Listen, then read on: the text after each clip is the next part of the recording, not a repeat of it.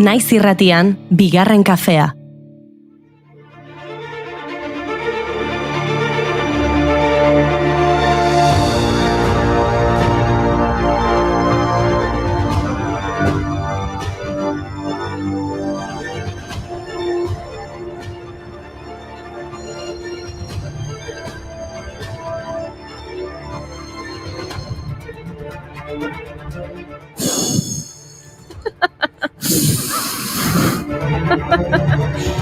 Arratsaldeon, haizea zakar dabil eta hodei ugari ikus ditzakegu Euskal Herriko txoko gehienetan. Bihar fronteotz batek eragingo digu, beraz, gu hasi gara giro kaskarreko planak prestatzen eta baita giro kaskarreko txisteak egiten ere.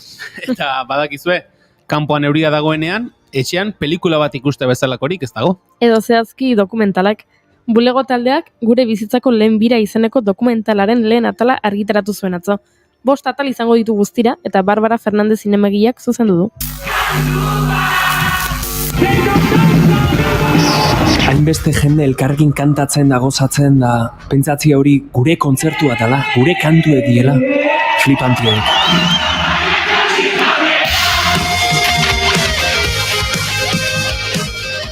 Barbara Fernandezek taldearen suzko erroberak bideoklipa zuzendu zuen. Beraz, zaleek ondo ezagutzen dute bere lana. Oraingoan taldeak azken 2 urtetan egindako ibilbidean sakondu du, izan ere taldekideek azaltzen duten bezala, inoiz zapalduko zituztela uste ez zuten oholtzetan aritu dira. Euren Instagram kontuan dago ikusgai lehen atala.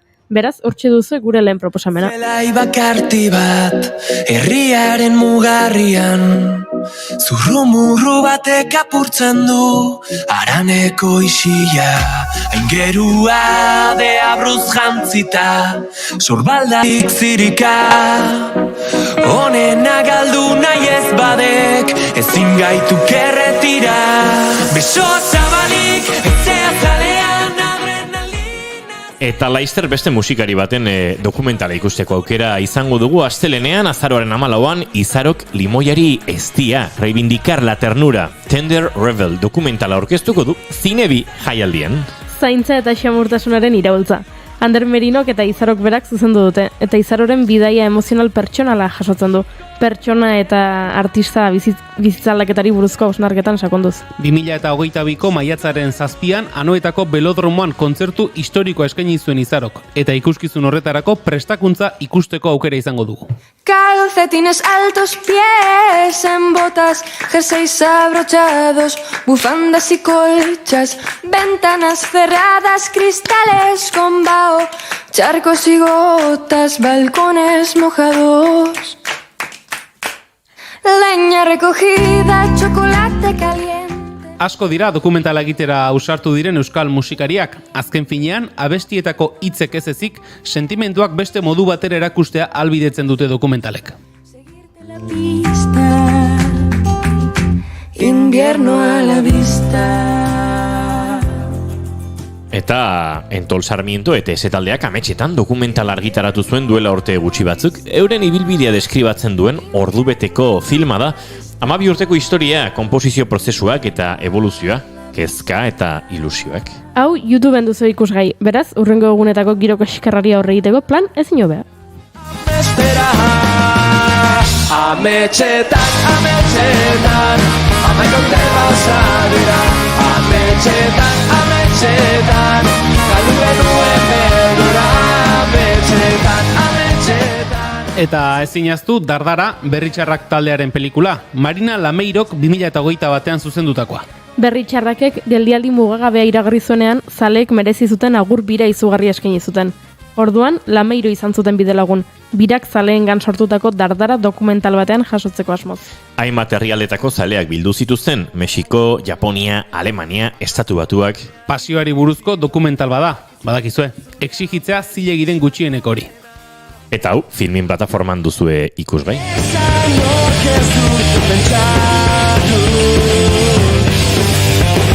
Hau da baiola.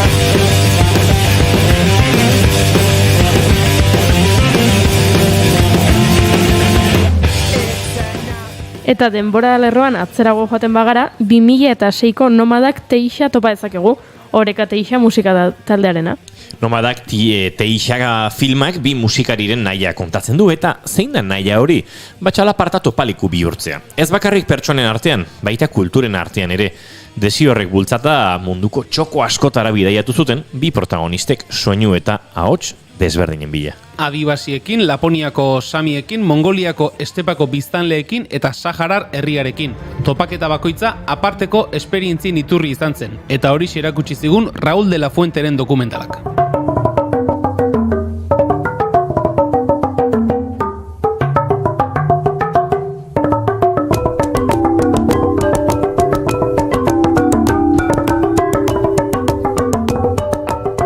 Eta ez dakigu noiz egongo den ikusgai, baina Itoiz taldeari buruzko pelikula bat egiten ere ari dira. Udako sesioak izena jarri diote Larraitz Zuazoren zuzendaritzapean egingo duten filmari.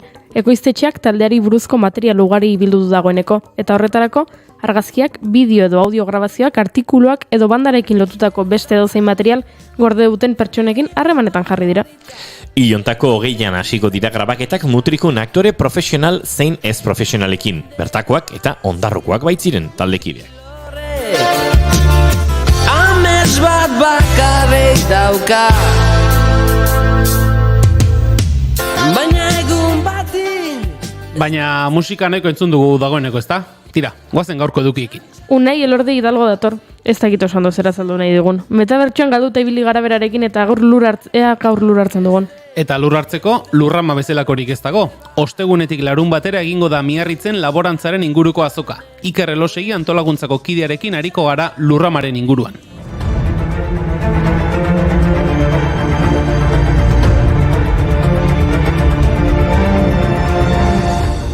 Eta Euskal Herrian egon zen konzentrazio esparru bat ezagutuko dugu, askok ez duzu ezagutuko.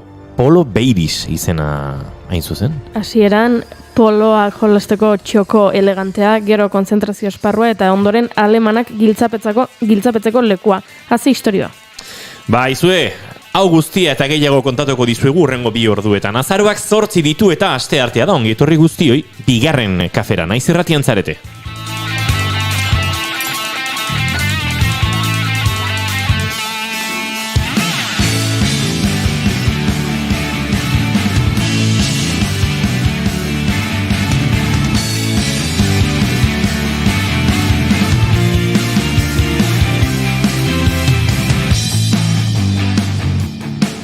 Zuekin Jaun Andreok txintxarrietan txintxarriena eta dagoeneko faltan botatzen hasi zena bigarren kafearen goxotasuna. Julen Goikotxea orbe gozo! Edo Julen Goikotxea orbe goxo esan beharko nuen.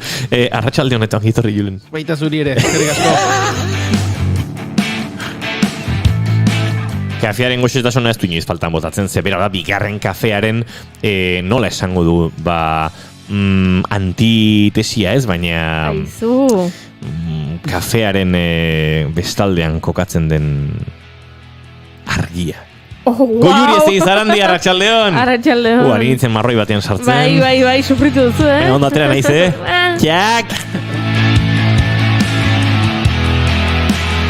Izketan ari zaizuen eta izerditan ari den hau Inigo Asensio Lurbide. Gaur bigarren kafeak 465 du. Azaroak 8 ditu gaur, arratsaldeak 4 eta 14 minutu, guemen 3 eta Laister 4 izango gara. Kafea hartzen dagoeneko ikus dezakegun, guk bai zuek ez ikus dezakegun, beste kolaboratzaile eta lagunarekin Laister Unai Elordi Hidalgo gurekin izango baita, eta arekin ez bidaiatzera goaz.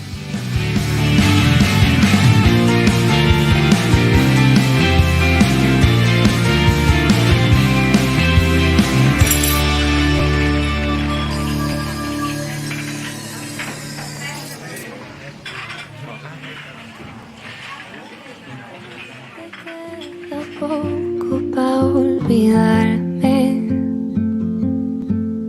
que no te queda tiempo pa' acordarte. Y ojalá saber qué haces para estar tan bien. Y ojalá no haber sabido amarte. Todo lo veo un poquito más vacío, porque asume mí que había que verlo contigo. Eta gaurko saioa horrelako giro goxoan abiatuko dugu. Maite duten tarteari atea irekita ere, eta Valeria Castroren kulpa entzuten dugun bitartean. Zein hasiko da maite dutekin? Julen. Baina, gazte... Ni biak ditut gaur, maite dutez labur bat, eta maite dut ere ez da oso luze izango, ze Unai Elordi zai ikusten dugu, eta ez dugu ez bera ere gehiegi zai eduki nahi. Motz-motxean, maite duteza, orain dela gutxi ikusi dudan txio bat, zuei ere komentatu dizuet, badakizue, laster Katarren munduko futbol txapelketa jokatuko dela, gizonezken munduko futbol txapelketa jokatuko dela, eta horren aria horren bueltan bada nahikoa zalaparta, bada nahikoa saltxa, Katarrek dituen balorea, berak transmititzen duen horren inguruan, eta orain gutxi irakurri dudan txio batean, Katarko munduko txapelketa horren enbaixadore modura ari den pertsona batek, egin dituen adierazpenak irakurtzeko aukera izan dugu, eta berak esan du homosexualitatea gaixotasun mental moduko zerbait dela, horrela definitu du gutxi gora bera. Lotxegabea.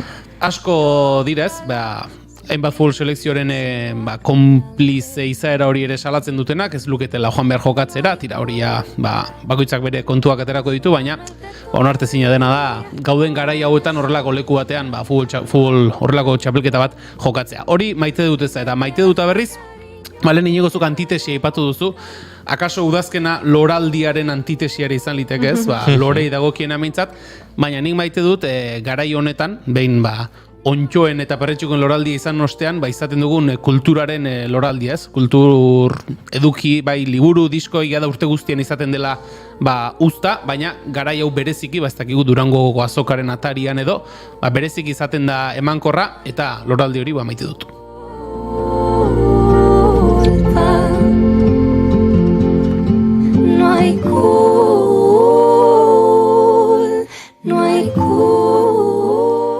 Maite dut txiki bat Goiuriren maite dutaren aurretik. Maite dut jendeak akorde bat sartzen duenean kantu batean ondo, tamainan, goxo, polit. Eta hoi... Hau akorde goxo, polit. Desagartu da dagoeneko, Ni hor zegoen. Bale, barkatu. Bai, justu, bakarrik utzi dute Valeria Castro, baina hor zegoen.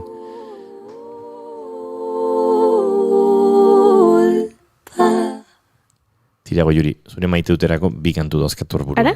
Bai, bata, baldin bada udazkena udaberriaren antitesia, akaso loraz jantzi behar dugu eta Gariren amapola.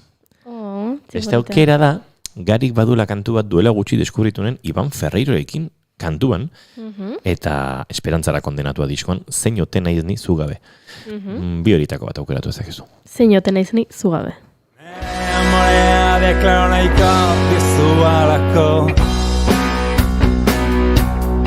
agurra esatea bakarrik atzai falta enamoratu zian izanean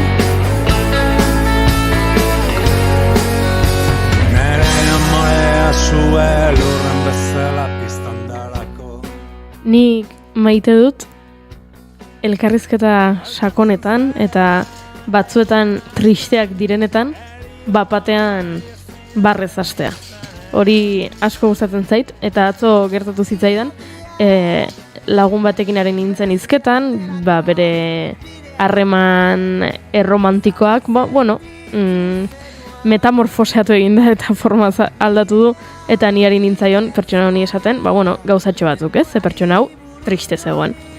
Eta ari nintzen berarekin hizketan, gauza batzuk esaten, ez sentitzeko errudun, adibidez ez, horregatik Valeria Castro eta bere kulpa, eta horrelako gauzak kontatzen, eta oso konbertsazio serioa zen.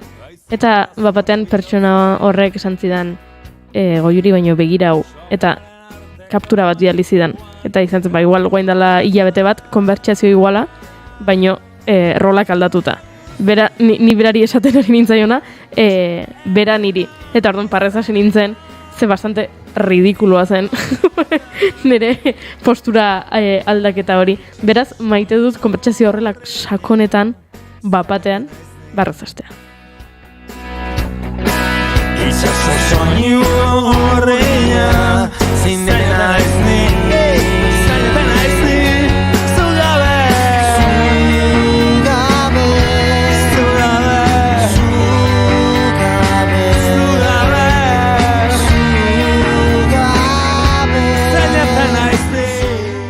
nik nire maite duta kontatu aurretik, Unai Elordi Hidalgo agurtuko dugu, ze ark ere bere maite duta kontatu beharko dugu. Unai Elordi Hidalgo, arratsaldeon eta ongi etorri bigarren kafera. Arratsaldeon, bai. Zein da zure maite duta, Unai? Ba, egia esan, nik ez dauket horren ondo prestatuta, baina nahi ikaragarri gustatzen zaitena garai hauetan izaten da udazkenen, surfa egitea jun eta iluntzen nahi dan bitarten gaua egin eta ja, kanpora ateratzea. Osea, sensazio hori ez, askatasun sensazio hori. Asko gustatzen zait. Ikusi ez du belarra lehertu dela? Ba, ikusi ez, bideo pila hori aldiziat, Ze guapo, Elordi, Bai, Gaur Hau. pixka fuerte da sarteko, gaur nik enioke inorri gomendatuko sartu. Guretara. Eizue, hain aditua ez dana kokatu, zer da belarra? Ba, belarra da olatu bat, eske kontzeptu hau gainera gaur ikasi dut eta pila bat gustatu zait.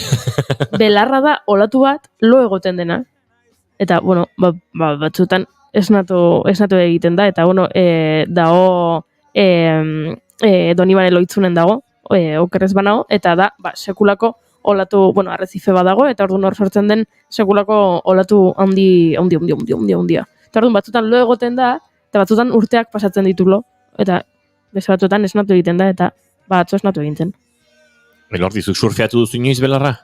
Bai, Edo- zia. Ez da Horren komen- ordenare, ez? Baina bakiz ez tamaino dauken horre? Horma bat bezala.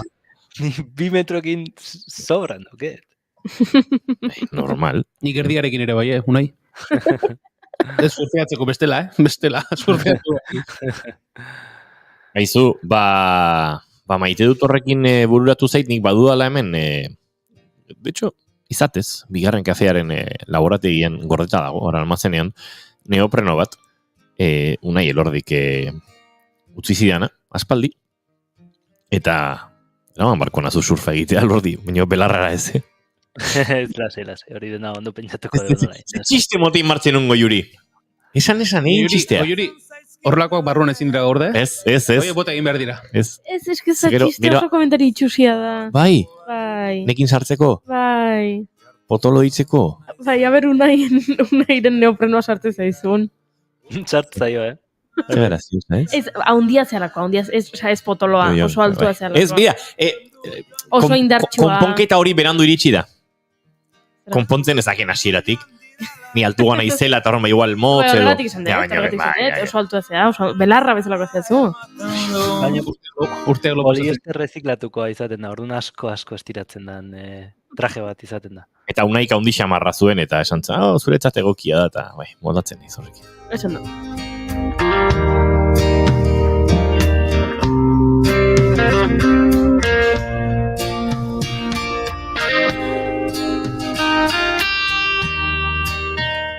Nik maite dute gauzen aurrean errekzionatzea, eta atzo konturatu nintzen ordu aldaketak nazka eginda eta hankazora naukala, eta hasi naiz bizitzako ordutegiak zertxo bait aldatu nahien, goizago jeikitzen, eta argi gehiago ikusten, ze bestela ez da posible.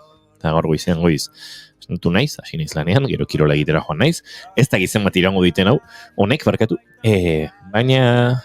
Bueno, behintzat maite dut konsiente izatea, zoze behar dezu egin bizitzakin, bestela ansietateak eta janariak eta txokolate marru bizaborde den honek irentsiko zaituzu, zuk txokolate irentsi beharrean. Eskerrak, ze, ordu aldaketa ez dut bat ere gustoko, baina askoz astunago egiten zait, ordu aldaketaren ostean, urrengo 20 egunetan, ordu aldaketaz kexatzen aritzen zareten pertsonak. Hori bai dela, maite dut ez handi bat. Bai, aldatu zen, bai, etzaigu gustatzen. Bai, egin dezakezu aurrera zure bizitzakin mesedez. Badakizu zer? Txokolate behar du da. Amapola zelai bat daukat Amapolak baletu aitan nauta Kantutzarra, Izorratzen nauta Garirekin egingo ditugu urrengo segunduak eta segituan Unai Elordi Hidalgorekin urrengo minutuak. Amapolak baletu aitan nauta Izorratzen nauta Izorratzen nauta Amapolak baletu aitan Piztoitzen naute, izartzen naute, amapodaz zelai bat naute.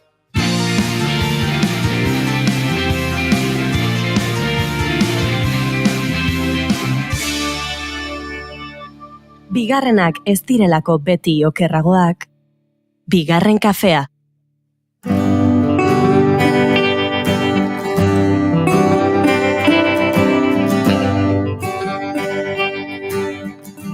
Unai Elordirekin azken asteetan ibili gara, bidaiatzen, metabersoaren kodigoetan, espazio virtual gero eta ez da egite ukigarriago diruditen horietan, baina gaur justu kontrako egingo dugu. Alegia, ez bidaiatzea, da Elordik dakarrena. Ez da bere errua, baina azken egunetan, bazebilen hortik, Black Friday zela eta Iberia hegazkin edo hegaldi konpainiak, oparitu behar zituela, hegaldi batzuk, txartel batzuk, Europan barrena bidaiatu izateko, eta non eta deskobritu zuten handi denbora gutxira, gezurra zela, ez zegoela Iberia konpainia horren atzean, naiz eta itxuraz, eta ezin Google bilaketa egiten baduzue, Iberiaren proposamen bat dirudien, eta ondorioz, ez dugula bidaiatuko, behintzat doainik nahi duenak bere txartela erosteko aukera izango du urrengo aste hauetan, eta Black Friday giro edo inguru horietan, ara edo ona ibiltzeko, baina horatzean zer gertatu den, eta phishing kasu bat egon dela, edo phishing ez da egit oso nola esan bartzen, phishing azkenean, ez bai, phishing zen. Bai. Elordi? Phishing azan. Bai, phishing, bai. Eta gogoratu dugu, horitu dugu, Unai Elordik hitz egin zigula phishingaren inguruan, eta phishinga hor dagoela, mehatxuan etengabe, eta azken finean hori gauzatu dutenek, Unai, bestelako informazio batzuk lortu nahi zituztela, eta akaso trampatxo horretan, amu horretan erori denak, jarri ditula arriskuan bere imat informazio, ez da? Bai, kontua da, nire ustetan behintzat, desberdintzen dituna beste phishing atake visible horietatik izaten da, hau oso sinesgarria zela. Hau da, normalean web horri batean, estilo bat bezala erabiltzen da, ez? Web horri batean, CSS-a deitzen zaiona. Eta oso antzekoa zan, eta oso ondo diseinatuta zeon, eta nahiko normala ematezun, ez? Sartu sorteo baten, ontaz bai pixkatitzen sartu sorteo baten, eta lortuko duzu bidaiatzea gratis. Beti, olako gauzetan nik beti esaten dut ez fidatzeko guztiz ikusi arte nola hon asuntoa. Nik esperimentatu nun, ze nire iritsi zaiten nire mobila enlaze hori, beste norbaitek konpartituta, eta nire bikotekidekin neola, esan genuen, eta hau zer da? Sartu ginen enlaze horretan, eta hasi ginen aurreraka, eta egontzian bi gauza usaimen arraroa eman ziatenak. Lehenengoa izan zen, jartzea horrelako kaxa batzuk bezala zuk selekzionatzeko, aurretik susmaten dezula, ez zaizula tokatuko ez erraskaigan hauek izaten dienen bezala, ez? Eta hor hasi nintzen pixka susmatzen, ze gauza arraroa, Iberiako lako zerbait itea, ez? Eta gero horri eman da gero, esatezunen, enbia esto ez dakitzen bat pertsonei, ez da, kate bat, esaten dezu. Ze gauza arraroa eta ze ez profesionala. Ze hori konpainia batek ez zuiten, oso kutrea da. Eta gero sartzen zu beste gauza bat, niri atentzio asko dituziana izan zela abrirren WhatsApp.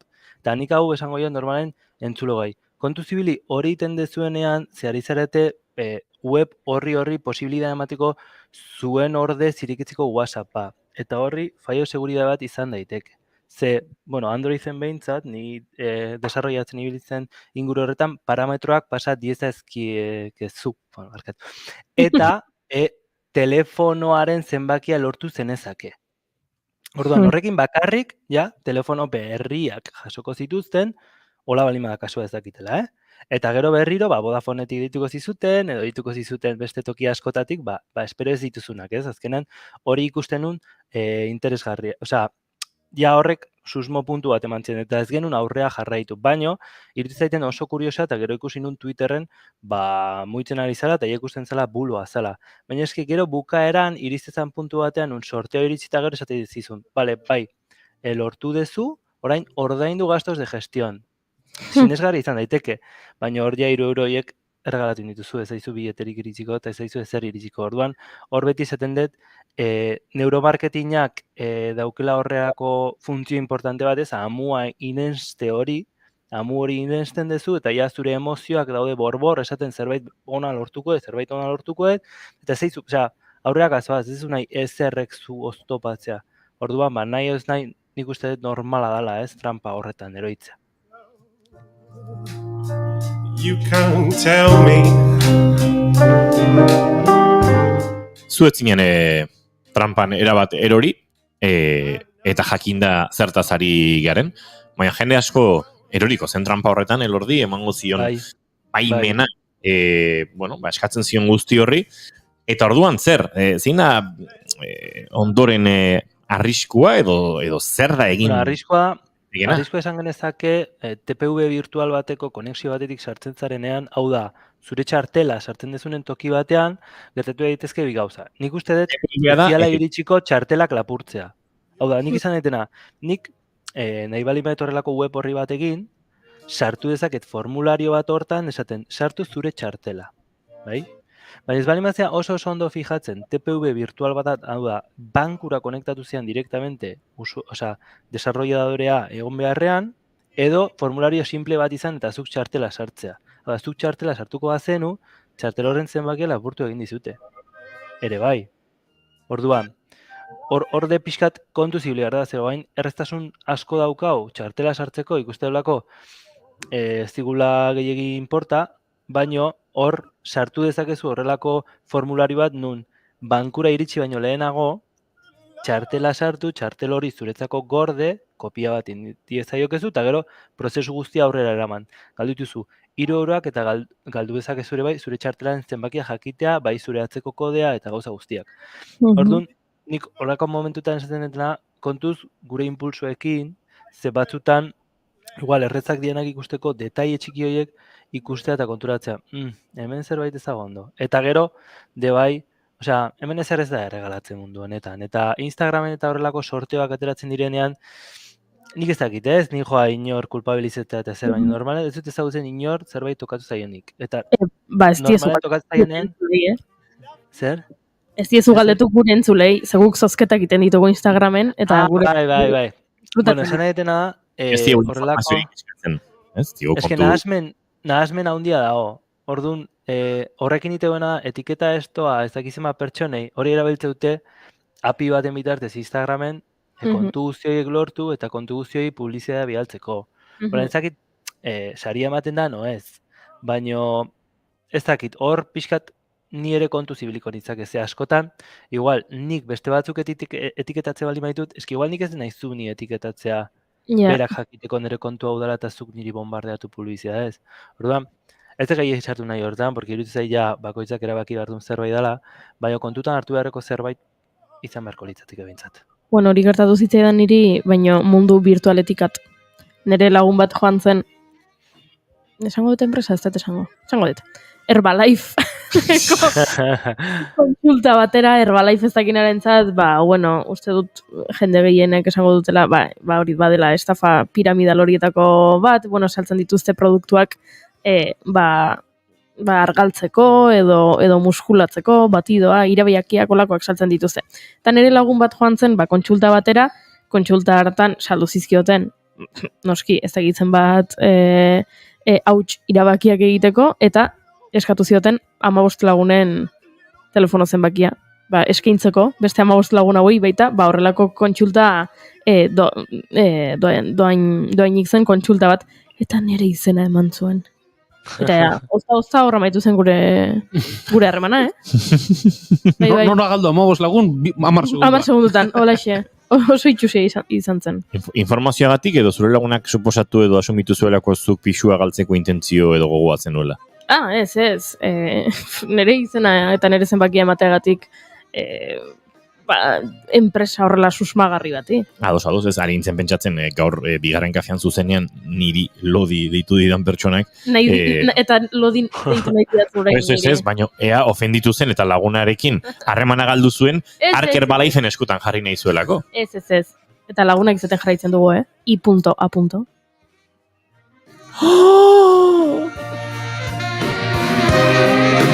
Izan naiteke ni, Inigo zen. Ai, egia da, ala!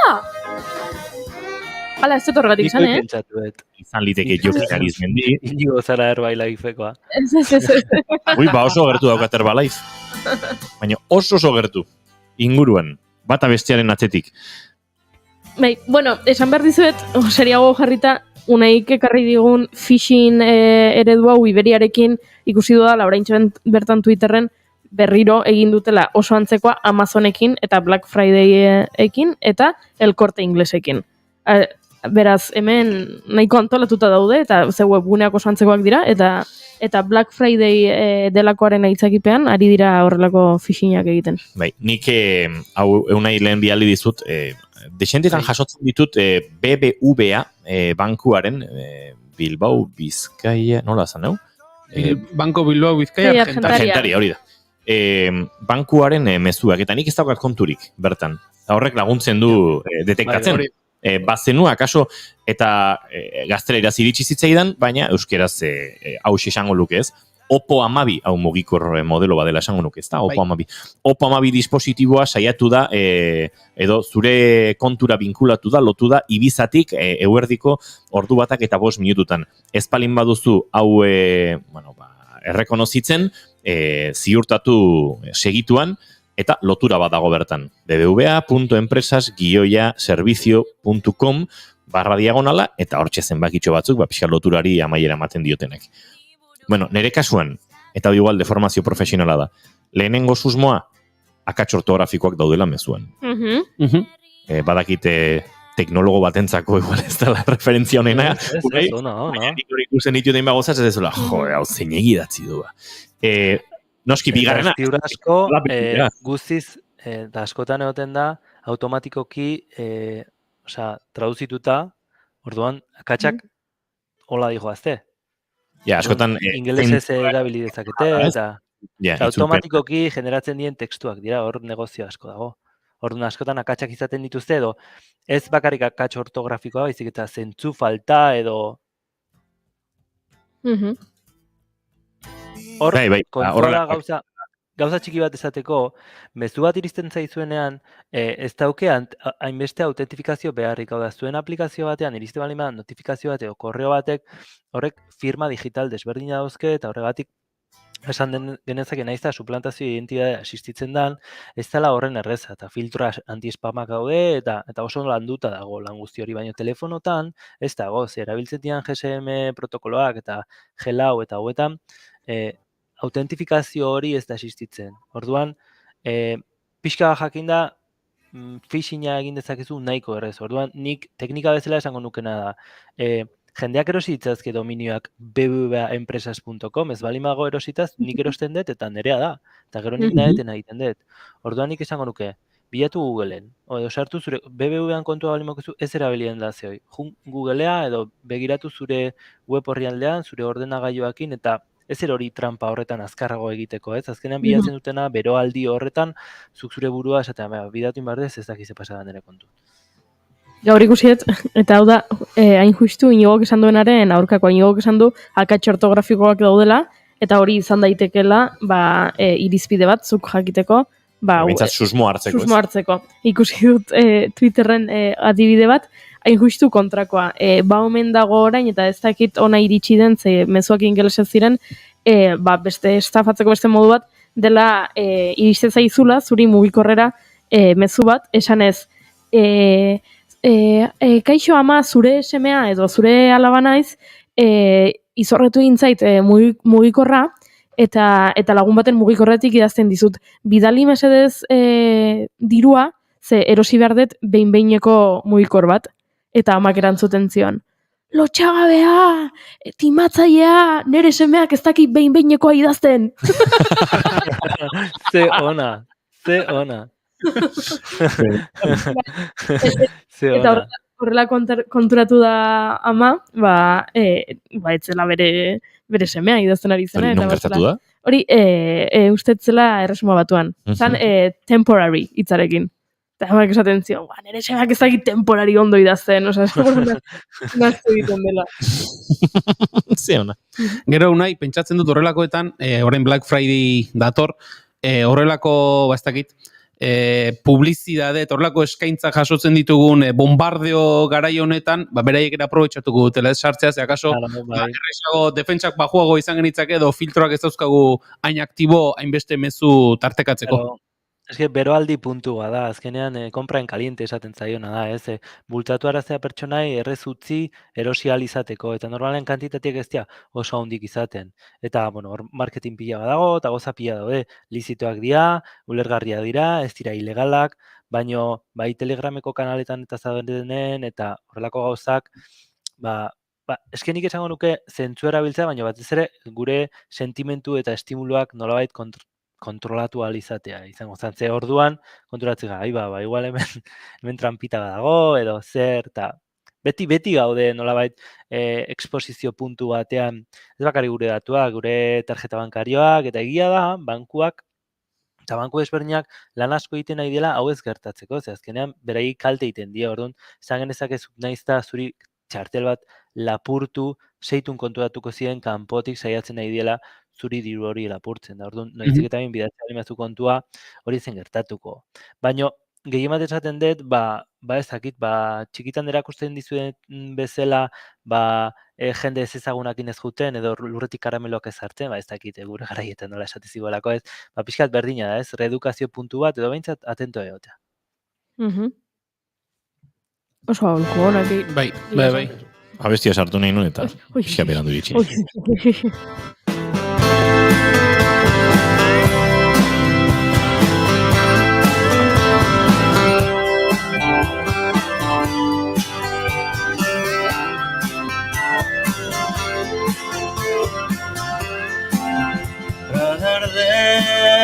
La rama, las estrellas ardieron también y una vez en calma me largué.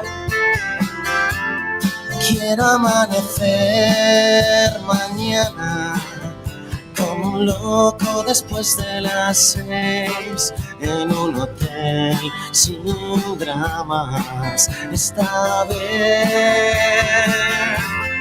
Vidas que dejé cruzadas. Tira, laburtze aldera, Unai, horrelako susmoen aurrean, edota erresegiak edo zorioneko egi garela pentsa dezakegun egoera hoien aurrean, zuhurtzia, arnaz hartu, atu anasa, zuet daukazu bidaiatzeko gogoa, zu daukazu emozio gehiagi. Eta zuloa boltsikoan. Nik bakarrik puntualizatuko ditu bi gauza. Enlaze bat jasotzen dezunean, kontrastatu beti Googleen edo beste URL batean edo beste gailu batean. Hori, izango zen deretzako iaia garantzitsuna. Osea, kontrastatu beti informazioa ez utzi aurrera karamaten, ez inoiz esan abrir en eta horrelako gauzak oso komodoak diela, kontuz, hori programatikoki egin daiteke, hor azkenen segurtasun faioak gerta daitezke eta gure datuak nolabait pasatu, ez dut esaten obsesionatzeko baino, beti aurriren hori nolabait ebitatu edo saiatu ez egiten, ze nik garatzaile bezala Androiden banekin hori egiten, orduan esaten dut, hori ikusten duten esaten, beste baten esku dago, eta nik ezin dit ikusi zer ari da niten. Orduan horrek bai ematen dela okalako deskonfidantza puntu bat. Orduan, bi gauza horiek behintzat kontutan hartuko nituzke. Vidas que dejé cruzadas vienen encendiéndose. Vidas que dejé cruzadas vienen... Unai Elordi Hidalgo, utzen zaitugu, Bikomteken instalazio zoragarri horietan zabiltza gaur, eta seguru, gauza zirraragarrien inguruan lanean, eta urrengoan kontatuko diguzu zertan zabiltzan, ze esan dugun bezala beti gertatzen dira, gauza interesgarriak Bikomteken, eta ziur badugu hortik ere zer kontatua. Aizu, besarka gauzatxoa datoz? Kontatu barko dizki. Unai Elordi Hidalgo, mil esker, besarkada bat, izan ondo. Zuei, eskerrezko.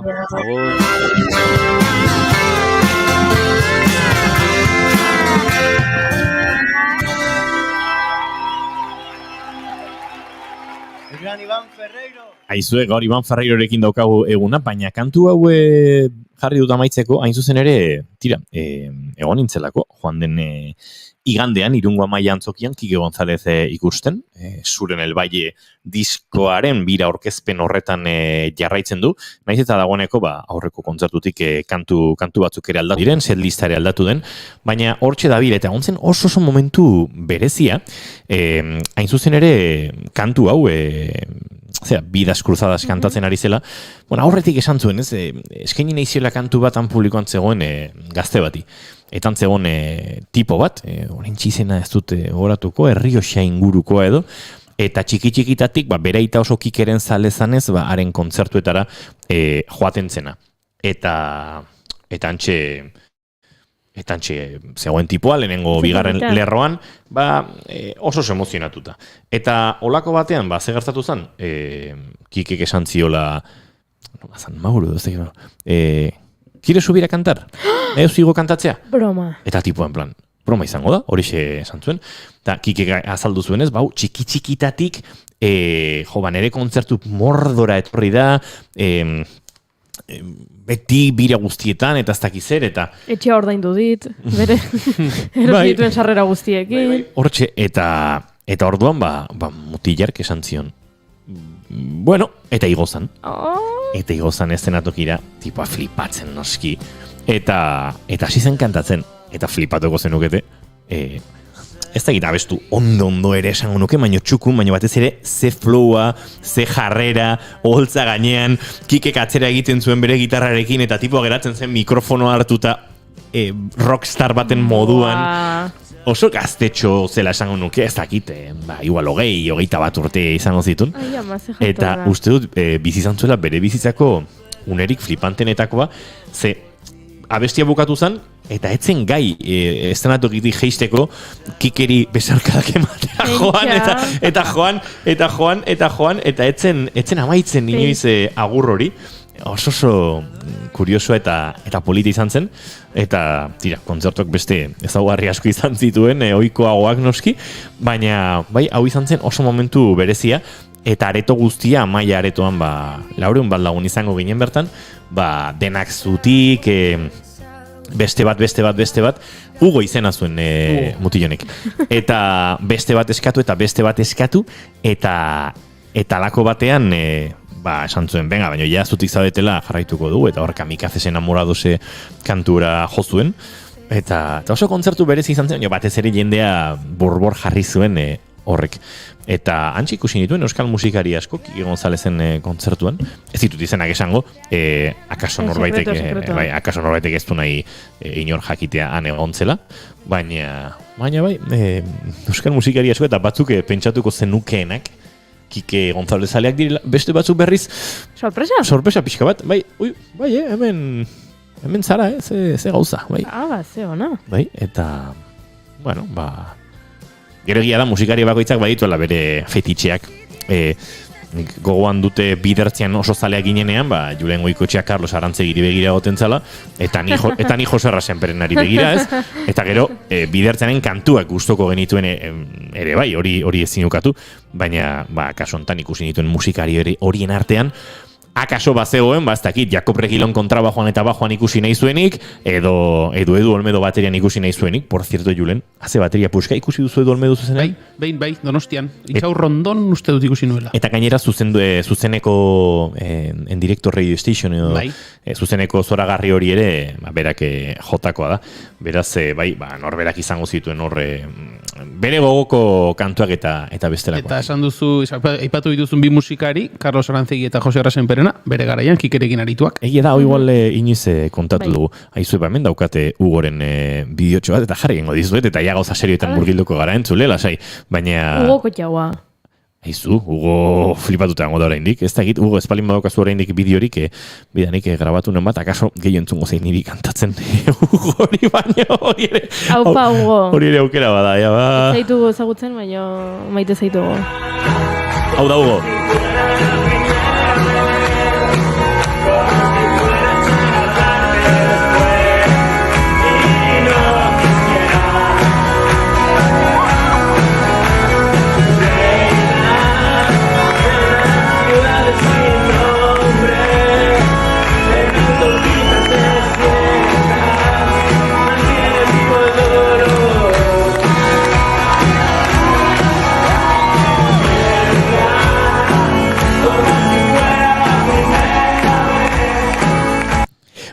konturatzen ari naiz, hau ez dela Vidas Cruzadas kantua, nahaztu egin naiz. Mis camiseta mojada da, ezta? Aldatu du dena, eszenatokia... Osa, bira berdina da, baina dena desberdina da, ez? Ez, atzeko zirkulu hori, ez da? Ez, baietzen berdina, nik ikusi nuenean.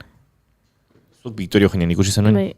Eta baino ez bazegoen beste kolore batekoa zen zirkulu hori, hola pixka bat eguzkia irudikatzen duen zirkulu hori beste kolore batekoa zen, lurrean bazeuden errepide baten markak, eta ez, furgoneta baten bidaiari referentzia egiten zioten argiak. hori ere bazegoen orain gontan, argi horiek. Nik uste, akaso Victoria Eugeniatik Amaia antzokira, antzoki txikiagoetara, atretzoaren moldaketaren bat egin dutela.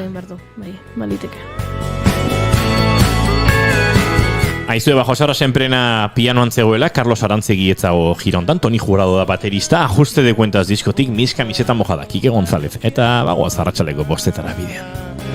La noche que desfilan soldaditos de lata.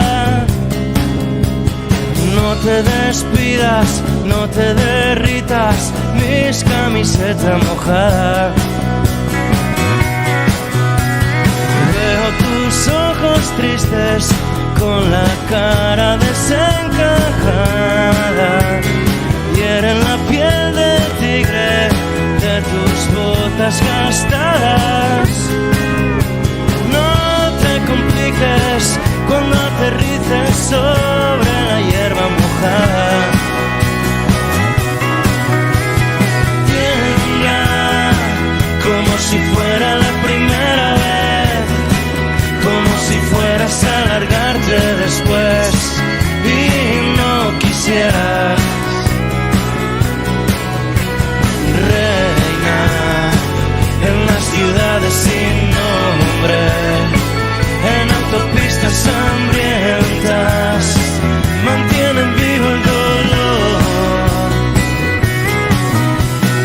Tiembla como si fuera la primera vez, como si fueras a largarte después y no quisieras.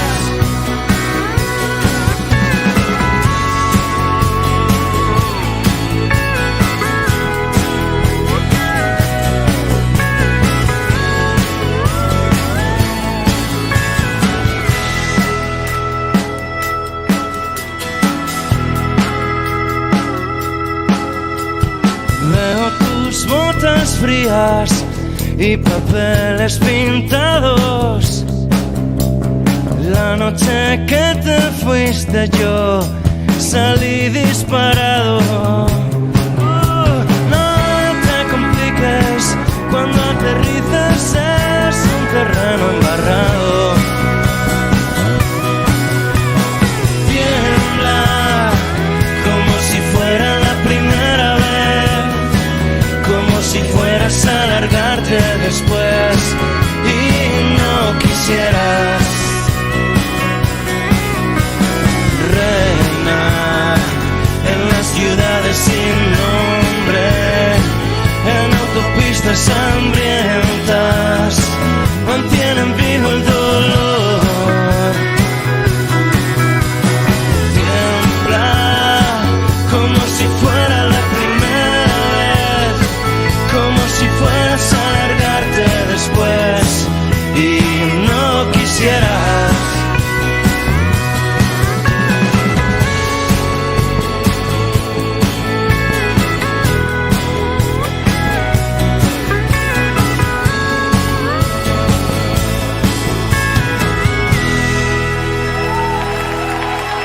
Arratsaleko 6ak ez bostetarako 5 minutu falta diren honetan, bigarren kafean zareten naiz irratian, eta esan da bezala, segituan informazioaren ariaren bila abiatuko gara. Gelditu makinak.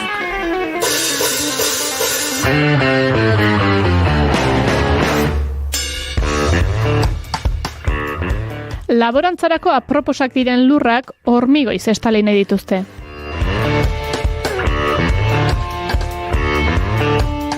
Berdin du noiz entzuten duzun hori, tamalez gehienetan egongo delako aktualitatetik gertu xamar.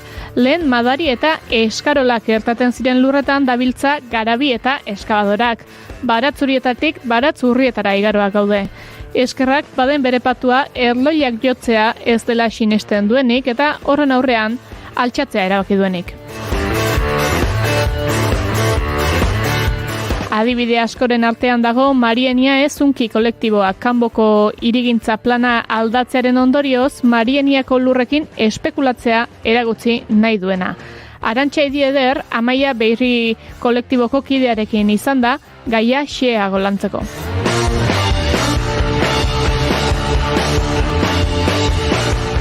Zertxo baita hegoalderago egingo dugu jarraian, batzuetan ibiltzen gara bada, haizeak nondik jotzen duen asmatu ezenik, nondik gauza bat da, eta non bestea. Arabako mendiak aske plataforma ekinean dabile azkenaldian ugaritu diren instalazio eolikoak direla eta bertako itxaso balza de Vallejorekin izango gara.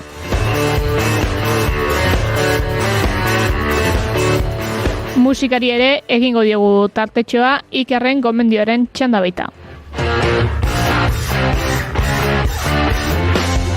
Indartxu dator 3. denboraldiko 7. gelditu makinak saioa.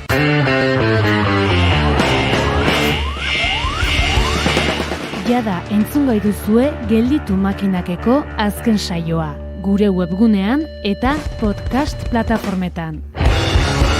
Gure webgunean eta podcast plataformetan nola maite ditugun Eli Pagolaren kuinak eta hitz-jokoak eta egiten dituen trebetasun linguistiko horiek guzti. Eta baratz urriak. Bai.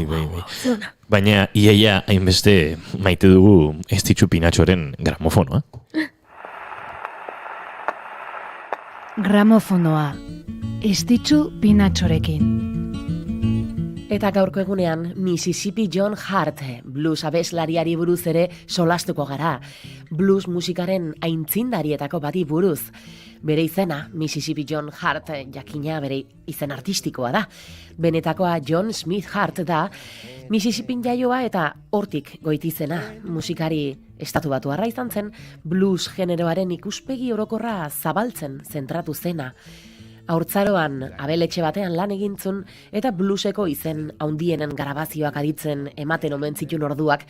Eta horrela edo orduan musikari profesionala izan aitzula erabakizun. Hainbat lehiaketetarako debutatuzun eta OK Records diskoetxarekin grabatu zitun lehen 2 kantuak. Bino zoritxarrez, ez zuten esperotako erantzunik jaso, bere diskoek ez zutelako, oihartzun haundirik izan. Bino berandugo, 2. aukera bat izan zun, goraka egiteko bultzada eman ziona, eta bere urrengo abestiek erantzun haunitze zobia izan zuten entzuleen aldetik. Eta blues, bluegrass, folk, country edota rock and rolla bezalako generoetako figurarik garrantzitsuenetako bat bihurtu zen Mississippi John Hart.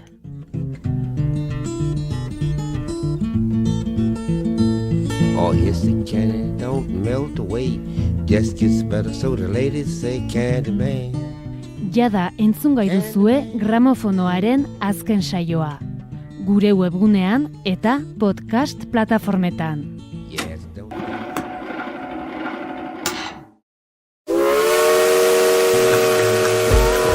Naiz bidaiari aldizkaria irratian ere bai. Alba Cabrerarekin asteazkenero arratsaldeko 7:00. Uinen bidez bidaiatzeko prest? Naiz irratia. Musika da protagonista, baina entzuten dugunaren atzean zer dagoen ere jakin nahi izaten dugu musikaria saioan. Astelehenetik ostiralera 10:00 solasaldiaren ostean hasi eta eguerdia bitarte Naiz irratian. Arratsaleko 5 dira eta segituan bagoaz informazioaren bila esan da bezala Naiz irratiaren estudio zentraletara.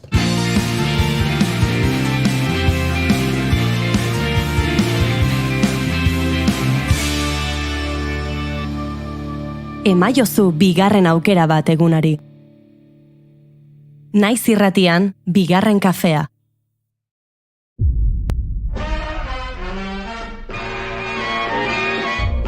¡No me comprendes, Osgood! Lo que pido es justicia. Diru es que es, voto es que. Dégage. Tu dégages. Sors de ma vie. Eliges sentarte en el sofá a ver teleconcursos que embotan la mente y aplastan el espíritu mientras llenas tu boca de puta comida basura.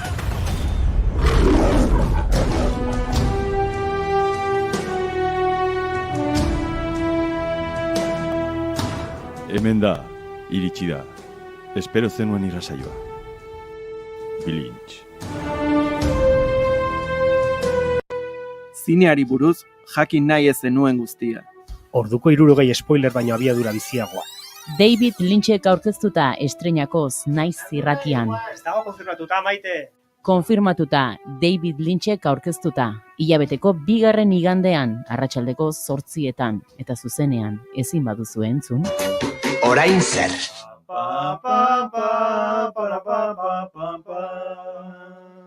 Podcast plataformera. Ez gemendi muituko. Moto.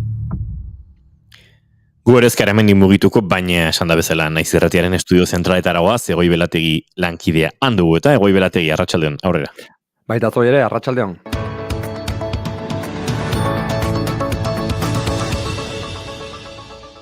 Arratsaldeko 5 bat eta oraindik ere Barrio Nuevo auzia hitz egiten jarraitzen dugu. Barrio Nuevo ministroiaren adierazpenen ostean Lakuako gobernuak Bingen Zupiria kabineteko bozeramailearen bitartez dei egin dielako PPri eta PSOEri gerra zikinaren inguruan duten jarrera argiki erakos dezaten eta gauza bera eskatu diete garaiko UCDen eta Aliantza Popularrean militatu zuten kargu hoiei. Entzungo dugu bozeramalea. Lehendakariak berek ere eman du bere iritzia gai honi buruz eta adierazi du bere ustez beharrezkoa litzatekeela gai hauekin zerikusia izan duten alderdi eta persona guztiek beraien hitza ematea eta beraien pentsamentua adieraztea, ezta?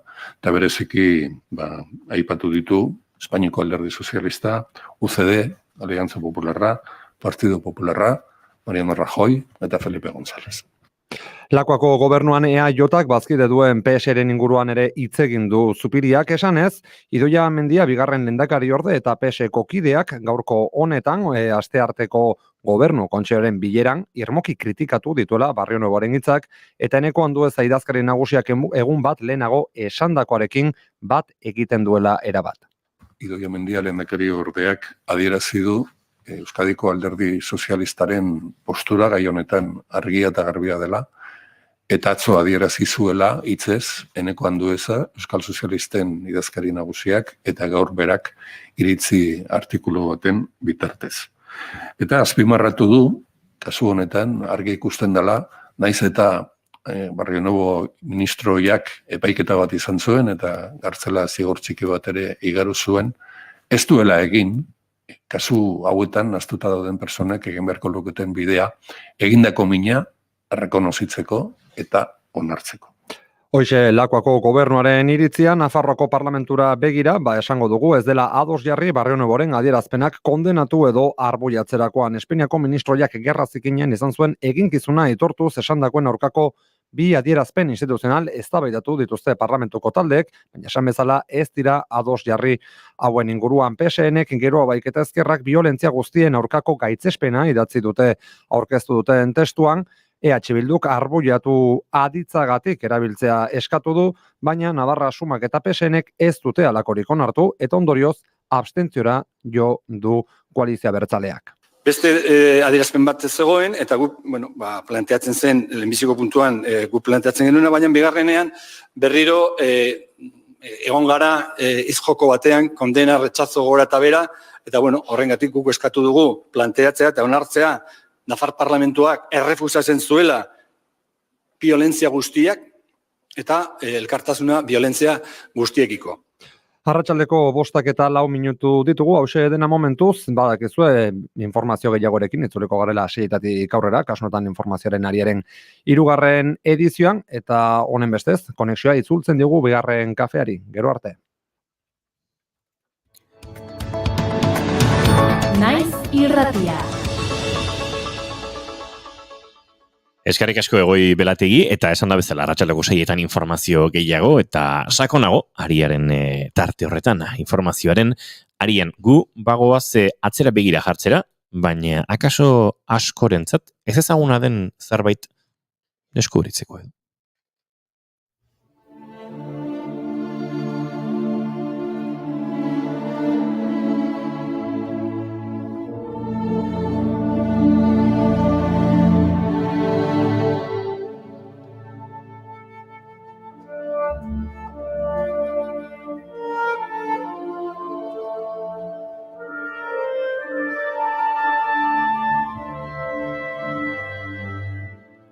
Bihar, azaroak 9, faxismoa eta antisemitismoaren aurkako nazioarteko eguna izango da.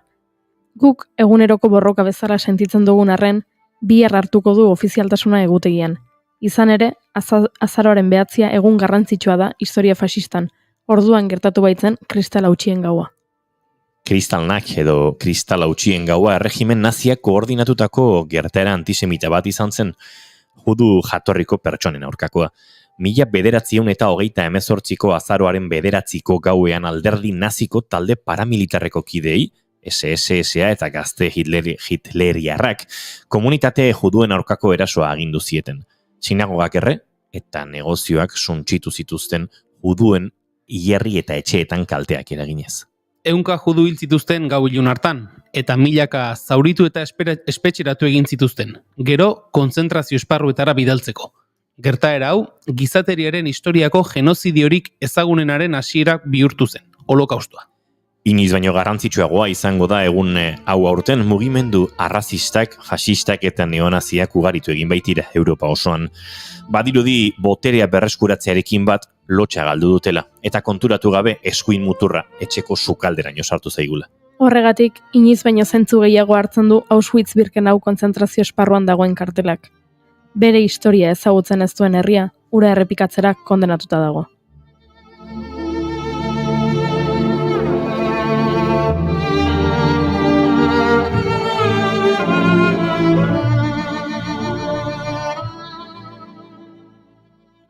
Uste dugu historia ezagutzen dugula. Egon gara Dachau edo Auschwitzen, negar egin dugu Madrilen, Gernika margolanaren aurrean, eta ikusi ditugu La Vita e Bella edo The Pianist pelikulak. Baina baldakigu Euskal Herrian kontzentrazio esparru bat eduki genuela? Bisitatu dezakegun parke batean jendeak giltzapeturik egontzela? Horixe kontatzera gatoz, baina aurretik testuinguru pixka bat eman nahi dugu.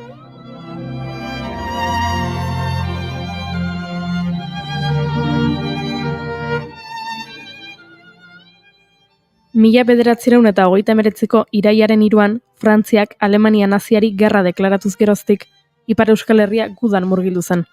Hasiera batean etzen mugimendurik izan bien artean, eta drôle de guerre edo txantxetako gerra deitu zioten. Baina 1940ko maiatzaren 10 egun horretan, ahatik Wehrmacht erakunde militarrak eraso egin zien Herberei eta Frantziari, eta Frantziako gudua hasi zen. Frantsesek Frantziako gudua galdu ondoren, armistizioa sinatu zuten 3. Reitsarekin, 1940ko ekainaren 21. Itun horren ondorioz, Frantzia bitan banatu zen, okupatutako aldea eta okupatu gabea. Ipar Euskal Herria ere bitan zatitu zen, alde batetik, kostaldetik, Donibane Garazi, Kanbo eta Donapaleu bitarteko zatia eremu okupatu bilakatu zen. Eta bestetik, lerro horretatik ekialdera okupatu gabe geratu zen.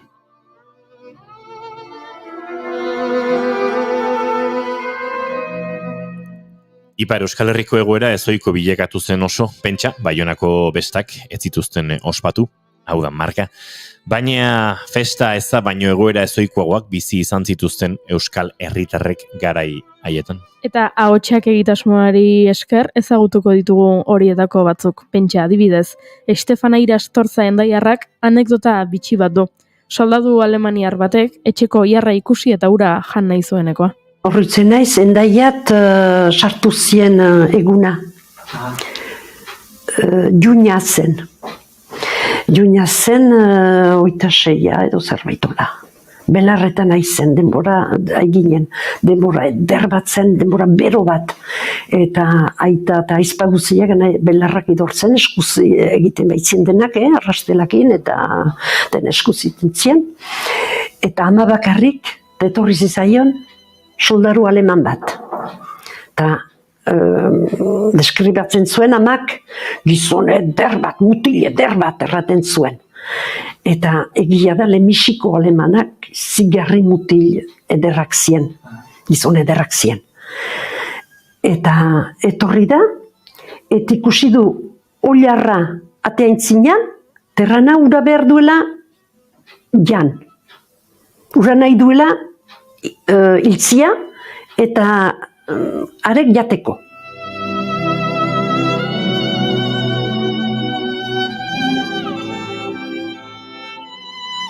Gose izango ziren Ipar Euskal Herrira bidali zituzten alemaniarrek, oiarrarekin nahiko ez eta alduden xingarra eta arrautzak eskatzera joan ziren.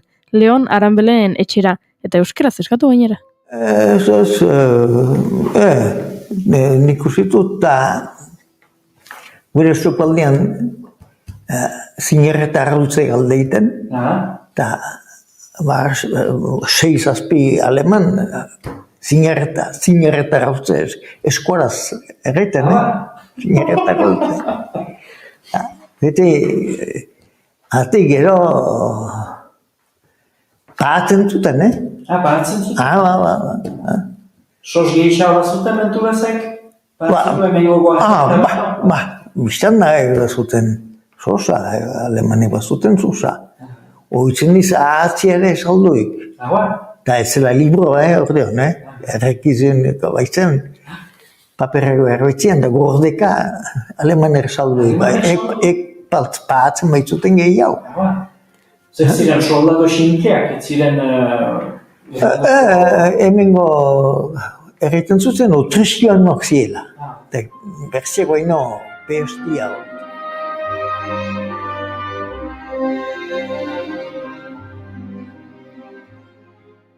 Hain urruti ez da geratzen, beraz familia askok dituzte horrelako oroitzapenak. Etxebarren tarrek honako oroitzen dute. Eta ina joko pentsiene ina ziuzen bagrakonak. Hori zazako bepitan egiten ziren, maderen. Ez ziren astuak. Ez? Ez. Hemen jende ez zuten afrontatzen bate. Ez? Hemen eta egin zutena tagatenen baitzen eta Jean-Pierre.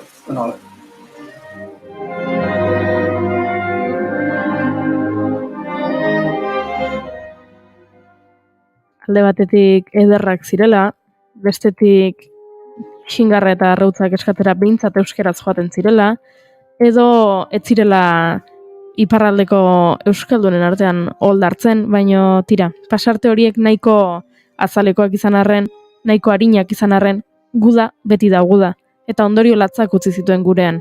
Garai haietakoa da, aipatu dizuedan Euskal Herriko kontzentrazio esparrua, Polo Beiris.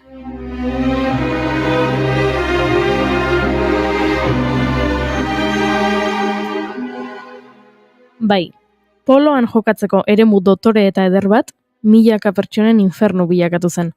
Baionako Beiris polo klubazari naiz, garaiko dotoreenetako bat. Bertatik igaro ziren Coco Chanel diseinatzaile ospetsua eta bere lagunak, artean dirudunentzako txokoa zela. 1938ko amaieran konfiskatu zituzten polo instalazioak, batez ere Euskal Herriko hegoaldetik, Asturiastik eta Kataluniatik zetozen errefuxiatuak hartu ahal izateko. Harrera egiturarik ez zegoenez, hasieran han giltzapetu zituzten. Jendarmeek zaindutako zelaia zen, eta irtera etzen librea.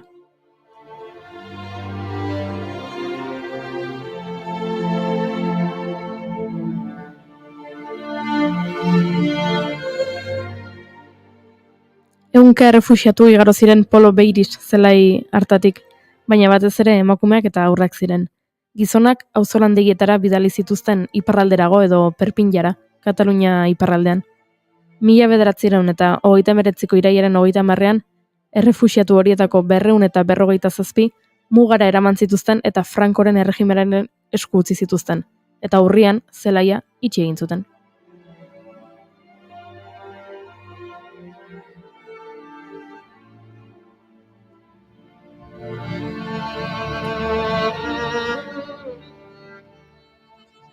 Hala ere, handik gutxira, Bigarren Mundu Gerra iritsi zen, eta 1940ko maiatzean, aipatu dugun bezala, Frantziaren lurraldea Alemanen esku geratu zenean, itsasoz araindiko 70.000 soldadu, batez ere Afrikarrak, han giltzapetu zituzten. Horietako asko Alemaniara bidali zituzten lehenik, baina gero Frontstalak deiturikoetan giltzapetu zituzten, eta horietatik 222 zen Baionakoa. Kokatze aldera, Frontaslagak Alemaniako armadako presoen kanpamenduak ziren, batez ere Frantzian kokatuak. Beraz, Polo Beirisek Frontaslag 222 izen hartu zuen.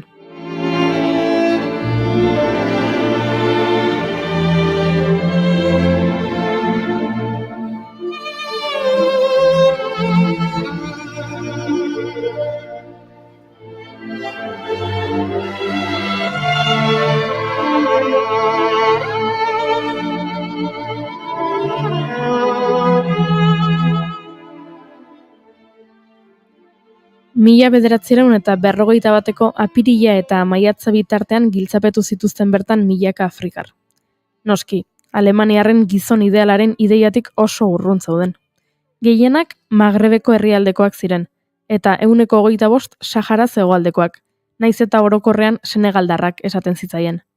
Zati txiki bat Asiako kolonietakoa zen, Indo-Txinakoak, gaur egungo Vietnamekoak. 1942an, 12.000 lagun egon ziren Baionako frontsalak 222 giltzapetuta. Beiriz, etzen inoiz sarraski eremu bezala erabili. Hala ere, janari eskasiak eta oinarrizko baldintza gogorrek Frantziako txarrenetakoa bihurtu zuten. Adibidez, 150 pertsona hil ziren tuberkulosiak jota.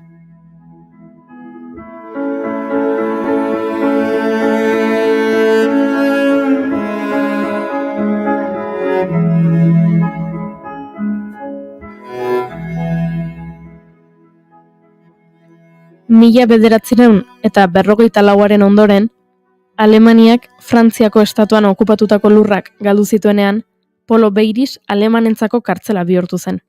Zentroko zaindari izandakoak preso bihurtu ziren, baita gazte alemaniar batzuk eta Bearneko Grus kontzentrazio esparrutik ekarritako beste pertsona batzuk ere. Alemanekin kolaboratzaile edo susmagarriak ere Beirisen giltzapetu zituzten, haien egoera argitzen zen bitartean. Han, preso egon ziren Ipar Euskal Herriko hainbat alkate, tartean Miarritze, Donibane Loitzune edo Baionakoak.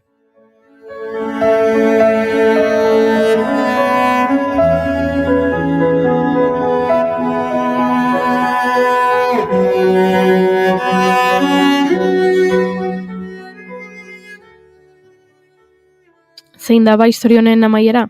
1947 urtearen amaieran, zelaiak betiko itxi zituen ateak, eta Baiona Barragoien birgaitzen negoziatzen hasi zen estatuarekin. Kostata baino iritsi zen urte batzuk geroago, eta gaur egun etxebizitzak, parkinak, hotelak eta parkeak topa ditzakeguan.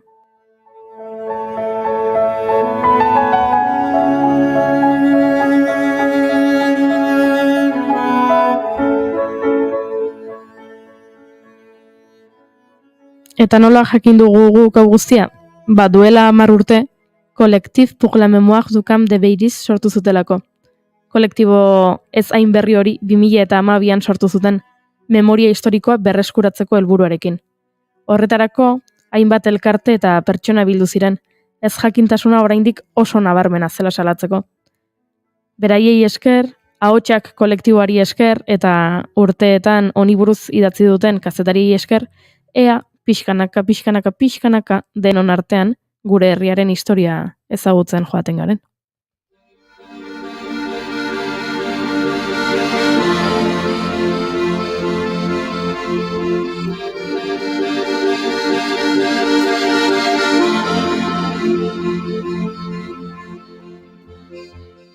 Eskerrak eurei guzti eta eskerrak zuri. Goiuri ez izarandia gurera historia ez dute ederra esango, baina behintzate interesgarri eta jakin beharreko hau ekartzegatik. Zuei.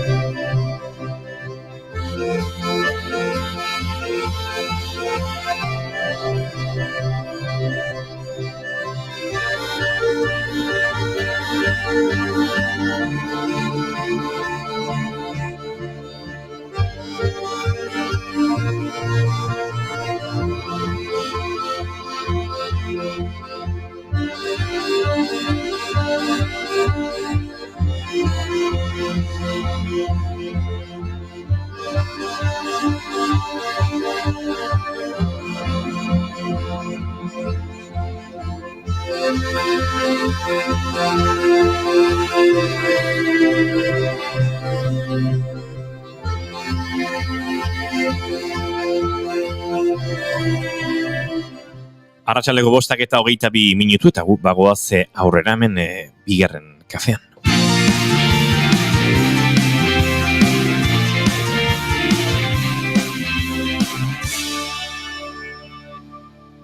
Keep calm and bigarren kafea.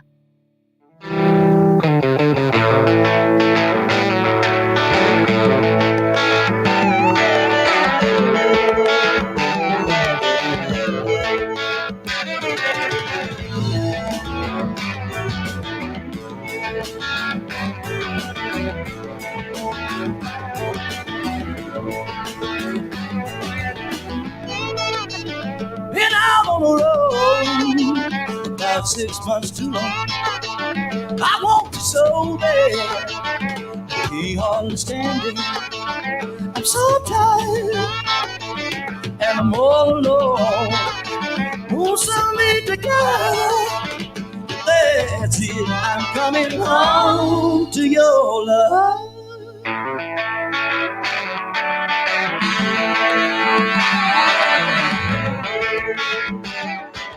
Gaurko egunez jaio zen Bonnie Bramlett, ezkondo horretik Bonnie Lynn O'Farrell Altonen Illinoisen estatu batuetan blues rock abeslari handia 13 urterekin abiatu zuenaren ibilbidea, koroak egiten, urte asko pasa zituen itzalean Albert King, Fontella Bass eta Little Milton bezalako artistekin, baina mugarri ere izan zen esaterako Ike eta Tina Turnerrek barkatu zuten bikote hartan, Tina Turner eta bere senarraren arteko bikote hartan, Iket izeneko abeslariak ere baziren, eta hau izan zen lehen Iket txuria, denak beltzak izan ziren, hainbat eta hainbat urteetan.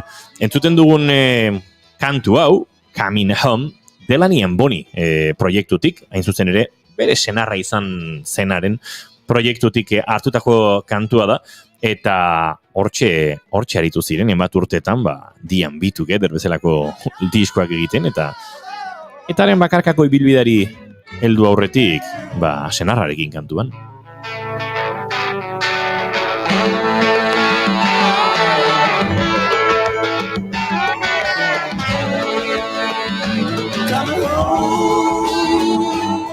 Kuriosoa da, ze denbora batean Delaney and Bonnie proiektu honen gitarrista Eric Clapton bere izan zen, gero harrak egan egin zuen noski, baina George Harrison eta Duane Allman bezalako musikariek ere izan ziren eurekin bideo honetan, beraz, naiz eta ez den proiektu ikaragarri ezaguna Delaney and Bonnie hau, tira, oraindik ere arrakasta puntu bat, eta bere momentuan arrakasta izan zuen proiektu izan zen. George Harrison bitela? Besteri bada. Ez dakit, bai esango nuke, bai. Baina, bai, baita nik ere. Ara, sorpresa!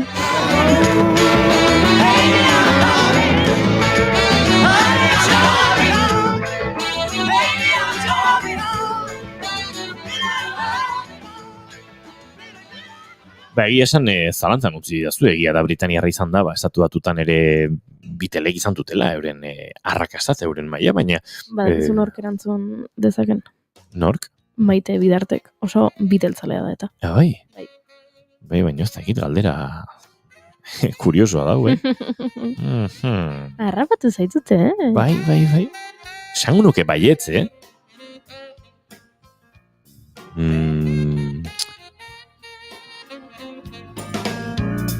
Baby, he looks so fine, like one of those fellas from a Bilbo sign. He got something much greater than gold. I'm crazy about that guy 'cause he got so much soul. He's got that kind of love, kissing and hugging. Show is better. I'm glad that he's my fellow. And he knocks me off my feet. Cause he knocks me off my feet. There is no girl. Banatu zen proiektu hartati behintzat Bonnie Bramlett eta naiz eta bere bakarkako edo bere ezkondu aurreko abizenak berreskuratu ez zituen, honelako kantuak egiten jarraitu zuen. Mexi, bere bakarkako proiektuko kanturik entzunenetakoa eta rakastatxoenetakoa. Baina kuriosua da, ze Bonnie Bramletten ibilbidean nahastu dira bestelako egoerak, esaterako, zinearekin eta telebistarekin izandako harremanak. Ez dakit gogoan duzuen edo buru datorki zuen Vanishing Point izeneko pelikula bat.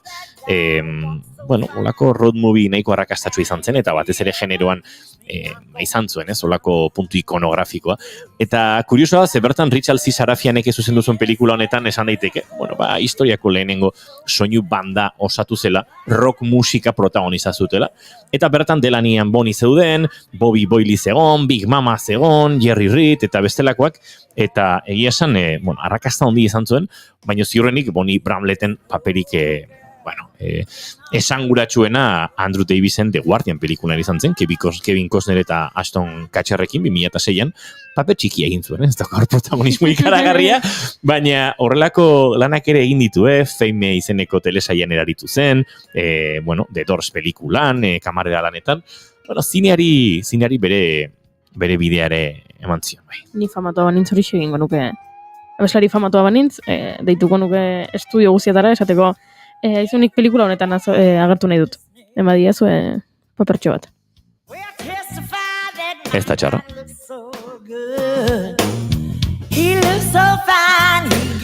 Eta 2002an itzuli zen, entzuten ari garen kantu hau, Roots, Blues and Jazz 2006koa da, baina I'm Still the Same-ekin itzuli zen 2002an, eta orduztik musika egiten dabil, 54an jaio zen, gaurko egunez Bonnie Bramlett, baina nekatu ez da nekatu emakumea eta topera jarraitzen du, eta jarrai dezala, musika egiten goga baldin badu entzat.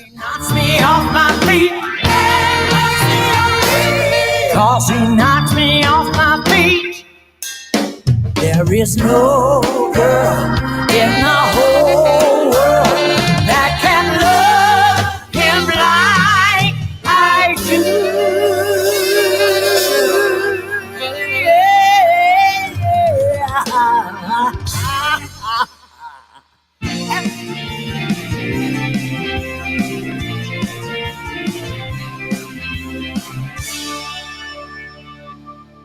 Bigarrenak ez direlako beti okerragoak, bigarren kafea.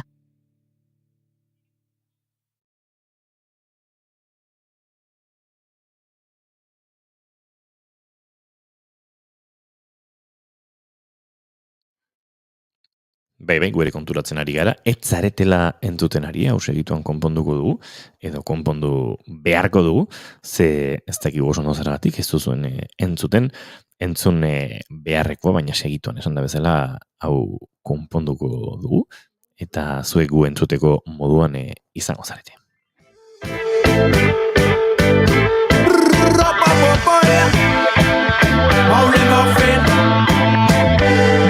Errepikabatetan nagunen artian Erritmoaren garri bat atzaman genian Sekulan entzenek seberra xokuan Erragamofen estaileko izenian Dibi-dibi-dibi-dibi-dan dibidi Entzunez azieko derragamofin Dan dibi-dibi-dibi-dibam-dibi-dibam-dib Datzakudekin erragamofin Zeng maule ragamofin Maule Pandemia zela eta iaz Arbonako lur okupatuetan egin ostean, Miarritzeko Iratik gelara itzuliko da urten lurrama laborantza azoka. Ostegunean, azaroren 10ean hasi eta 3 egunez luzatuko da aurtengo ekitaldia. Mendia eta Bortuko elkar bizitza hautatu dute aurtengorako eztabaidagai modura. 3 egunez, hitzaldiak, mahai-inguruak, bideoproiekzioak eta antzeko kontuak izango dira Lurraman, beste hainbat ekitaldiren artean. Izan ere, merkatua, lehiaketak, kontzertuak, haurren animazioa eta beste ere izango da.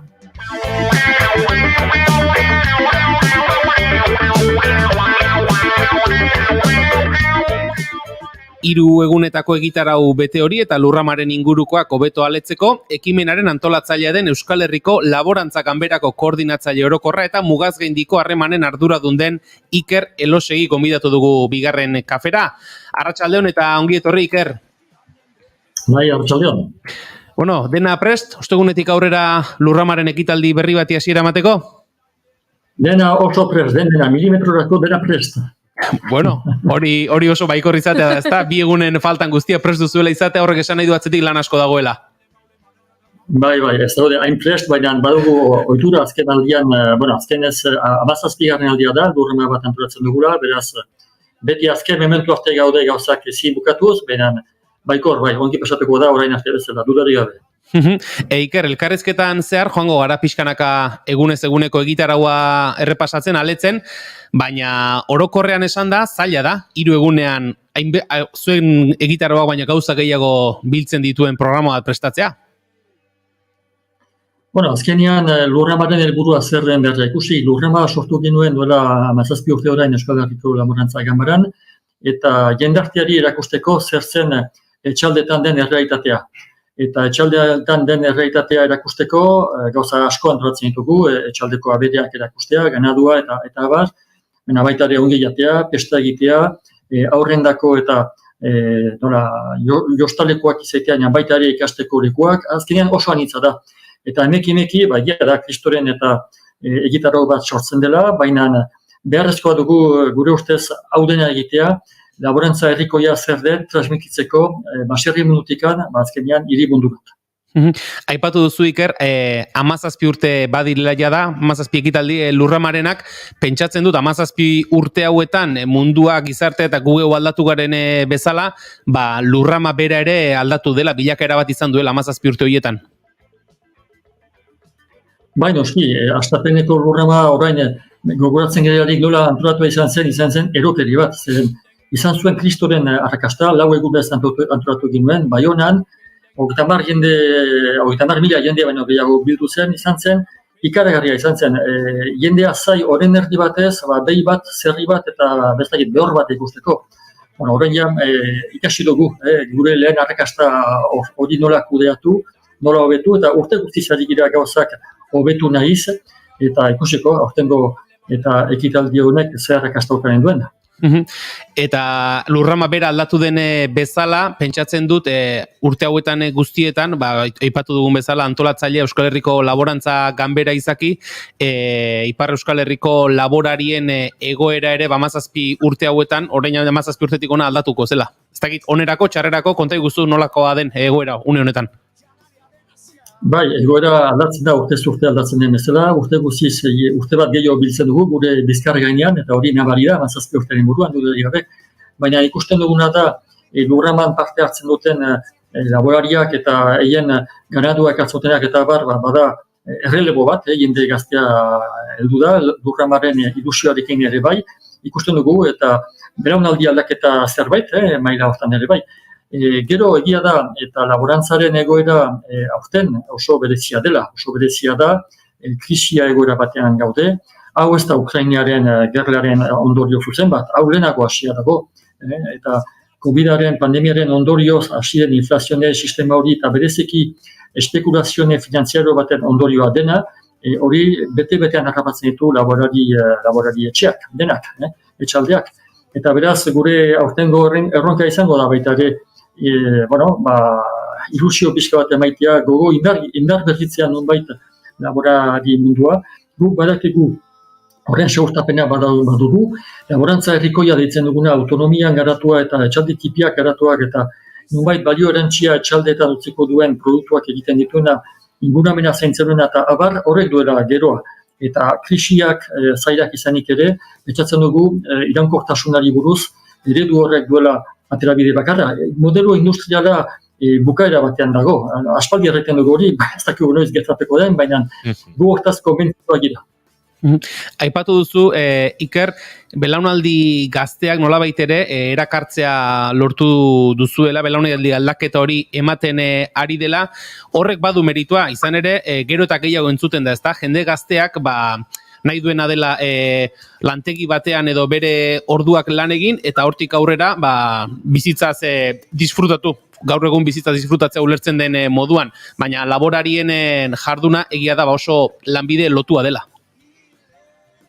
Bai, gero behar da ohartu egoerak ez dira berdin mugaz alde ontatik zuen aldean. Hemen ez dugu herri baiara guztietan industriarik eta alako lanpostuak proposatzen dituenik, beraz ez da izan alako gau batean argi bat dena erakartzen duena, inundik ere. Baina uste dut, hemen eta Lurramak parte hartu du hortan seur, bada arrotasun bat laborari zaiteaz. Ez dut ezagutzen laborari bat hemen iparraldean, gazte edo adinekoa izanik ere, ez denik arro bere ofizioaz. Etzen gauza duela 30 urte. Duela 30 urte laborari zaitea zen, etxeko tontuak kakotzen artean erraien dute, eta berak segituko du etxean, eta puntu bazen, alako irudi eskor bat, hori guztiz gainitua dago hemen. Eta gainitu da, nik uste dut bereziki laborantza eredu hau garatu baita, hemen iparraldeko laborariek horri buruz joan dira, eta horrek jakindu konektatzen hiritarrekin, jendartearekin, hemengo beste biztanlerekin. Eta ez dut egiazki, ezagutzen inor lotxa duenik bere ofizioaz terren aipatzeko. Hemendik 1 kilometro aurkitzen da, bere ofizioaz lotxa den jendea, segituan sinetuko baitu, pestizida baliatzen dituela, edo ez dakit zehar razoen gaitik, beste egoera bat, ezta? Hemen lortu da konexioa hori egiten, eta guztiz lotu dago gu defenditzen dugun eta laborantza herrikoiaren modeloarekin. Iker, aurtengo gai modura, eztabaida gai nagusi modura, mendia eta bortuko elkarbizitza hautatu duzue, zer dela eta konta iguzu? Bai, guk iratzi duguna lehen Lurramatik izan da nola kudeatu alako arrakasta eta baita ere nola erakarri jende berria. Jende berria edo aldaketa batzuk egin urte. Eta hola siginen duela aspaldian kanpoko lurralde bat eta gomitatzen. Eta hortengo lurralde izango da iparraldean, mugaz iparraldean den eta Pirinioetako beste eskualdeak. Izango dira katalanak, izango dira od departamentukoak, izango dira Pirineo aport Pirene ditut eta departamentuko jendeak. Beraz, eta aldi horoz txatzen gira eskualde batekin gai berezi bat emaiten main gainean eta nunbait gaiari lotuak diren arazoak edo elkarrizketak edo debateak sortzea. Eta horten erabaki dugu mendiaren gaia aipatzea. Mendia da gure izaite bat, gure nortasunaren parte. Gu hemen iparraldean oso menitipia ditugu, eta barkatu, egualdean ere ez dira oso handiak, mendiak. Pirinioetakoak dira, 2.500, 3.000 metrotara iristen direnak, eta beste erreitate batzuk izan ez ere, azkenean, mendikate berdinean gaude, eta beraz, hori izango da hortengo gaia.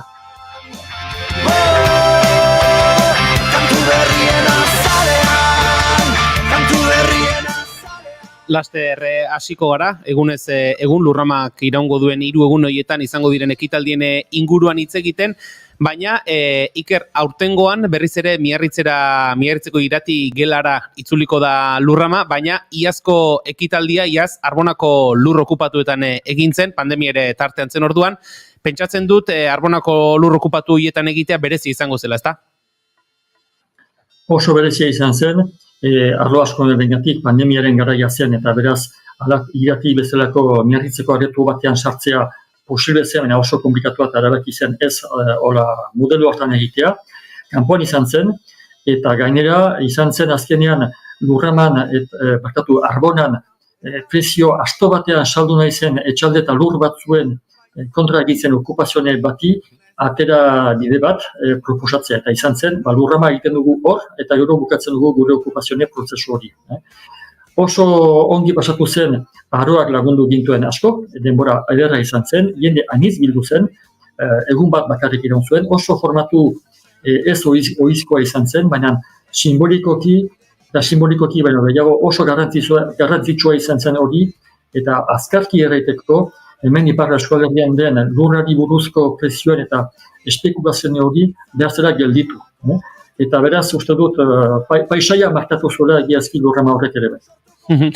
Egitarauari begira jarrita, Iker, aipatu dugu, hausnarketarako gai nagusi bat, edo eztabaidarako gai nagusi bat planteatzen duzuela urtengo ekitaldia, Mendia eta Bortuko elkar bizitza dena, eta gero horren inguruan, eta beste gain batzuren inguruan, baditugu bai hitzaldiak, mai inguruak, bestelako jarduerak, baina arretza ditugu baita ere, aisialdi jardueren bidez ere, gauzak ezagutu eta ikasteko aukera ere baduzuela. Nolabait ere, publiko ezberdinak jomuga hartuta antolatzen duzu modu horretan?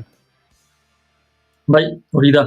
Azkenean oso anitza da Lurrama, eta uste dut egiazki pertsona batek Lurrama baten edizionean 3 egunak pasatzen baitu ere, ezin du dena ikusi. Sobera gauza da, eta ez dakigu gure burua fotokopiatzen, ez da? Baina nahi dut, aurrendako osteguna izaiten da lehen egun hori, bereziki aurreri buruz eta bideratzen duguna, eskola initzituareko dira, 2000 bat aur eskolatuak gen aur etorriko dira, egindako antolatzen dugu azkenean Lurramaren bisita gidatu bat bezala edo laguntzen ditugu horren egiten, eta badira azkenean atelier batzu bezala gai desberdinak tratatzeko hor izena eman behar dute lehenagotik, delaka, eta mandezagun hazi bat ereitia nola egiten den, edo uraren zikloa zer den, edo nola bereizten diren etxeko eta ondarkinak eta bat. Azkenean guziok ikusten ditugun gauzak, baina aurreri buruz pedagogikoki erakutsia diren eta halako atelier batzuk antolatzen ditugu. Gauza bera da, eta hor familiak biziki maite dute joitea, hango ganaduan ikusteat. Erakusten ditugun behi, ardi eta delako horiek ez dira konkursotakoak. Gu ez gaude hemen erakusteko zezen batek tona bat bosteun pisatzen dugula. Berrintzaigu hori da konkursoetarako egiten diren gauza batzuk eta gu ez gaude bat ere filosofia hortan. Gure helburua da, etxaldetan egun guziz lan egiten diren kabale mota horiek, ganadu horiek erakustea hiritarrari eta esplikatzea, guk horiki lan egiten dugu, hau da behar jaisteko manera, hau da ardiak nola hile mozten diegun, hau da nola lan egiten dugun egin eta mozkina nola atetzen dugun, eta bat. Zinez da, jendarteari erakustea, gure eguneroko lana hola egiten dugu. Beraz, abereak oso erakargarria dira hiriko jendendako espaitute maiz eiekin hurbiltzeko eta aukerarik, baina baditugu baita ere beste gune batzuk, gehiago landareekin zer egiten dugun. Landareekin zer egiten dugun, izanen da sagarra tinkatzeko eta erakusketa, izanen da gaztainak nola da, ez bakarri erretaian, baizik eta nola azala nola kentzen zaien, eta hor beti badira laborari kolektibo batzuk, produktu horiekin, mozkin horiekin lanean ari direnak. Eta beraz, poslibe da hola, azkenean ikastea, Lurrama denboran, ez bakarri behi bat zerren, baina baita ere, nola bizitera laborariak, ze produktu egiten dute, nola ekoizten duten, eta harreman zuzen bat ukaitea egin. Etxaldeetako lana nolabait ere hirigunera eramaten duzue, esan duzun jarduera hoiekin guztiekin, pentsatzen dut etxalde ezberdinetako eta landa eremu ezberdinetako, ingurun ezberdinetako jendea hurbilduko dela Lurramara, baina hiriko jendea aipatu duzu, abereekin eta aberak ikustera eta joaten dela, bestela hirian biziten jendeak zer nolako harrera egiten dio Lurramari?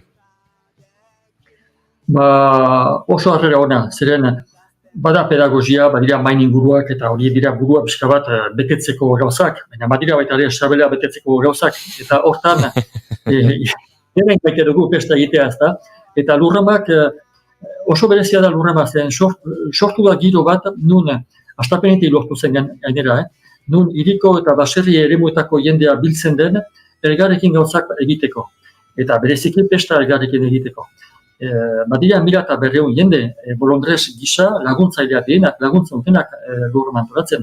Eta hor badira oso gazte den jendea, badira adin bat duten jendea ez zaharrak erraiteko, baina zinez 50 goiti duten jendea. Eta sekulako lan giro bat sortzen da Lurraman, lotura asko egiten dituenak. Eta badira noski, aurten lehenadikoz Lurrama deskubrituko duten jendeak. Horiek, ez dakite zer den, entzun dute badela zerbait, interesanta dela, aroa iguziari errekin dugu, ez sobera ona izan dadin egun horietan jendeak kanpoan ez sartzeko, ez sobera txarra jendea lurramara etortzeko, beraz hori ere bai kontrolpean daukagu guztiz, eta beraz jende berria etorriko zaigu, hori, deskubritzera zerten lurrama. Urte guztiz baitugu asko berri hori. Iker, elkarrizketan zehar hainbatetan agertu zaigun kontzeptua izan da belaunaldi aldaketarena, ostegun goizean esate baterako bideoproiekzio bat izango da, eta bideoproiekzio horiek mendiari buruz ikastetxetako ikasleek egin dituzten lanen ingurukoa izango da. Zer hoberik ez da, gaztetxoak beiraiek lurramaren parte sentitu araztea baino, gero belaunaldi aldaketa horrek jarraitu dezan. Noski, eta hori da filma aipatzen dituzuen filma horiek, baina gure bazkariak prestatzeko eta lekuko mozkinekin eta laborariedi erosten zaien, edo hien egitureri erosten zaien eta lehen gaiak baliatuz, hemengo ostalaritza eskoletako gaztek dituzte janariak prestatzen. Zinez, lortzen dena da hor, inplikatzea gure inguruko jenarteko aktore oso zabal bat, eta konkretuki lan egitea lurraman, eta horrek du sortzen azkenean, ez dakit, empatia baino gehiago. Zinez, elgarrekin gaudela ohartze hori, mundu berean gaudela, egun guziz jaten dugularik, zer jaten duguren kontzientzia zerbait lortzen dugu pasaraztea, eta egun guziz jaten duguna guk hautatzen dugu, ez dugu inork obligatzen hau edo beste jatea. Eta horrek badu sekulako garrantzia. Ez dugu dena bakoitzak bere eginkizunekin aldatuko, mundu hobe bat behar dugu guk, hori hortan gaude egun guziz, baina bakoitzaren pauso hori ere garrantzitsua dela pentsatzen dugu. Aipatzen ari zara eta komentatzen ari zara Iker nola kolektibo ezberdin ugari, aktore ezberdin ugari hartzen duten parte lurrama honetan, gero eta gehiago entzuten eta gizarte gero eta individualistago batean bizi garela, eta hor dago akaso ez, Euskal Herriko Laborantza Ganberaren meritua, lurrama bezalako ekitaldi batean, hainbeste kolektibo biltzearena. Bai, hori behar bada da gure ADN-ean dagoen zerbait. LBek sindikatuak, laborari sindikatuak sortu zuen laborantza gamara duela 18 urte laster, baina arra dut laborantza herrikoiaren filosofia guzian, bada bat gauza bat oso garrantzitsua dena eta oso asumitua dena, eta da erraitea nik bakarrik ez dezakete osanik egin. Aldiz nik bestekin, elgarrekin zerbait lor dezakegu. Eta hori ez da bakarrik bla bla bla. Badira jende batzuk oso onak alako diskurtso, retorika eta oso garatua dutena, baina guk retorika uste dut aski guti dugula eta gauzak egin egiten ditugula. Eta hemen iparraldean laborantza mundutik atera diren dinamika guziak, eta orain aipatzen ditu zena horiek eta bihar aipatuko direnak ere bai, beti baitira sortzen, hola sortu dira. Kontzientzia horrekin bakarrik ez dugula deus egiten da, eta beharko dugula partekatu hori besteekin. Besteekin laborarien artean, eta besteekin baita ere lehen erraiten duena laborari eta jendarte zibilarekin. Eta horrek du azkenean sortzen ilusioak izten duena, sortzen lurralde honi nahi diogu gero bat proposatu eta lantzen ari gira lurralde hau, eta errikintza ditzen da hori. Guk izitugu titulu handiak erraiten lurrama errikintza zera bat da, baina de facto ala da. Eta Iker, aipatu dugu, egitaraua oso dela zabala, askotariko egitarauak daudela, bide batez esango diegu, entzulei, lurrama.org webgunean guztiare eskura duzuela, informazio guztia eskura duzuela, eta Iker, eskatuko banizu, egun pasarako plan bat egiteko lurrama barruan, egun pasarako plan bat proposatzeko, nolako eguna diseinatuko zeniguke, ze proposatuko zeniguke? Egun pasa edo gau pasa ere bai. Behin hasita dena. Dana barne eta bestondo eta guzti, bai. Aurtengo berezitasun bat da, 3 gau pasa izango dira. Beraz, autua oso zabala da. Alare egun bakoitzak badu bere berezitasuna. Osteguna jendea lanean ari da oraindikan, eta hor gehiago etortzen zaizkigu eskorak, aurrak, eta erretertan direnak, edo jubilatuak diren jendeak, eta abar, estreina izaiten da, ofizialak hor izaiten dira. Jende guziak nahi du etorri, jende guziak, politikero guziak edo politikari, horiak baitira, nahi dute lurraman agertu jen burua zeren, badakite oso importantea dela lurralde honetan eta lurrama, hor nahi dute izan, menan. Zinez diot, insistatzen duten nahi dut mintzatu, alako baditugu ere bai. Beraz hori kudeatzen dugu gure sukalde lanetan, menan badago hori. Beraz, osteguna da pixka bat lehen eguna, batzutan beste egunetan baino jende gutiago dago, eta batzutan gehiago, ez dakigu zergatik, zinez oso zaila da hori zeratzea. Ostirala, bigarren eguna, hor du, Kristoren arrakasta izaiten du, bigarren eguneko zikiroak. Ostirala untan arratxean, beraz pesta aipatzen behitugu zikiroa bada, eta azkenean da, gure barnekaldeko herrietan egiten diren pesta modelo hori ekartzen dugu Miarritzera. Eta hori kostaldeko jendendako, batzuen da surrealista, nola da posible pesta hola egitea, eta da ikaragarrizko girua, Kristoren gazteria biltzen da hor, eta zinez oso ederra izaiten da hori. Noski, egun guziz badira mintzaldiak, filmak eta ostiraren ere bai. Eta larun bata azken eguna, goizean badira mintzaldi bat, gainera oso gai berezi batekin izanen da Otsoa eta Hartza mendian eta Artzaingo estensibo hori nola kudeatzen dira, eta galdera bezala, eta arrapostua nik ezagutzen dut laboratien partetikan, Artzainen partetikan arrapostua da, ez dugu lortzen. Guk hemen iparraldean ez dugu oraindikan Hartza oso present, eta Otsoak egin du agerpen bat uda hontan, eta ez da gehiago aipatzen, baina Pirineotan diren beste Artzainak eta bar, Otopirene, Ariezan eta bar, eiek bada, 50 urte, zerbait urte Hartza dutela, Otsoa heldu zaie orain, eta oso kezkatua daude, eta ez da ideologia histori bat, ez da ni Otsoaren kontra edo alde nago, da eien bizipenak, eien historiak erakusten du, azia daudela, ez dutela lortzen hortatik bizimodu edo bizibide normal bat biltzea, eta hor bada egiazko arangura bat. Hori izango da, larun bat goizeko debatearen eta mamia. Eta larun batean, gaitzeko pesta izanen da arratxean, baina egoerritan egingo da hemengo sukaldari ospetsu eta ez hain ospetsuen bazkari berezi bat. Eta horrek beste publiko mota bat ekartzen du. Eta ez dut aurkurik, etorri edozen egunetan ondo pasatuko duzute, gauza asko ikusiko duzute, ikasi ongi janen duzute, ongi edan zinez disfrutatuko duzute. Beraz, ongi etorri lurramarat, edozoen egunean, edozoen gaualdian, oso ondo pasatuko duzute.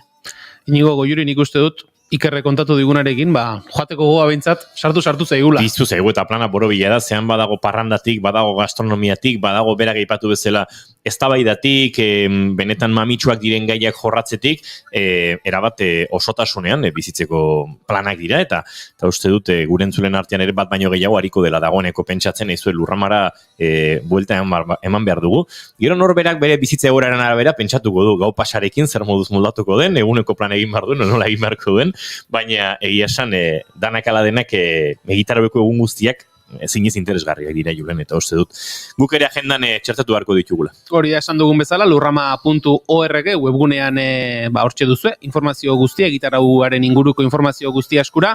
Iker, bukatzeko, aipatu diguzu, egitarauaren xehetasun guztiak aipatu dizkiguzu, entzulei bota iezu, gonbidapen bat, bertaratzeko?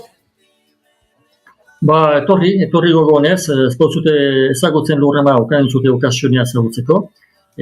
Oso giro berezia da, hemen iparraldean noski herri urratxe ezagutuko zute, EHZ ezagutuko zute, halako espiritu oso herrikoiak batean antolatua den eginkizun nagusi bada, hala birakatu da, eginkizun nagusi bat. Hemen iparraldeko gazterian, EHZ utxe egitea drama pixka bada, eta lurrama utxe egitea drama total bat. Beraz, espiritu hortan gaude, eta gure lurramarekin. Iker Elosegi, Euskal Herriko Laborantza Ganberako koordinatzaile orokorra eta mugaz gaindiko harremanen arduraduna. Mila esker gaur gurekin izateagatik bigarren kafean eta ondo joan dadila guztia lurraman. Hori da, lasterrate.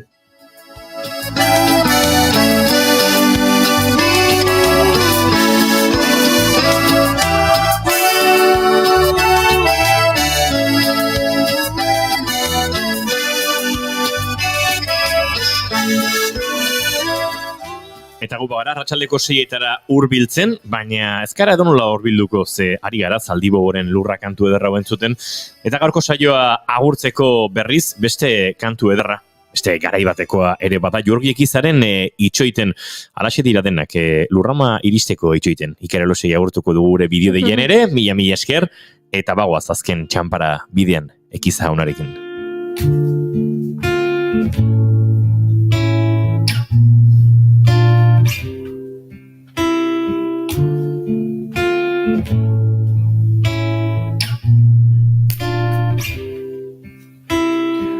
amari itxoiten. Itxoiten aitak besoetan arnazan. Itxoiten amari itxoiten. Itxoiten aitak besoetan arnazan. Itxoiten lehen eskola egunari. Itxoiten titiak noiz hasiko. Itxoiten.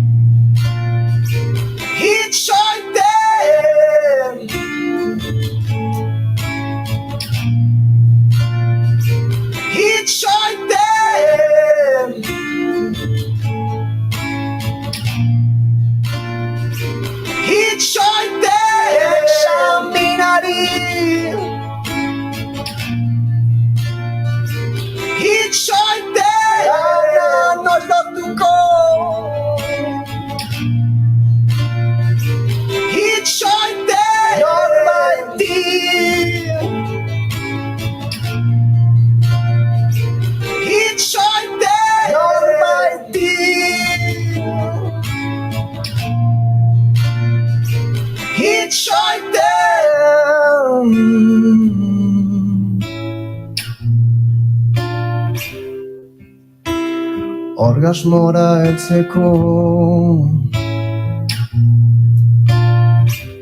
itxoiten berak nere denbora bete dezan. Itxoiten aurran Bago zentzulu hemen gabiltza txokolatea jaten. Marro bidun txokolatea. Eta bronker entzun dugu? Goiurina. Oker moztu dugu. Nahi duenak oso tok da. Ba, txokolatea bezain goxo, gure azken minutu hauetan Jurgi Egizaren itxoiren kantua, eta Julen Goikoetxea Orbegozoren agurra pakea aramango dueta. Zorna este arte Julen. Zazpiguneko pakea. Goiuri Zizarandia, bihar arte. Bihar arte. Eta zuei entzule plazer baduzue. Bihar arratsaleko 4:05 hemen izango gara, orain informazioaren ariarentzat txanda. Arratsalde ona pasa, jo.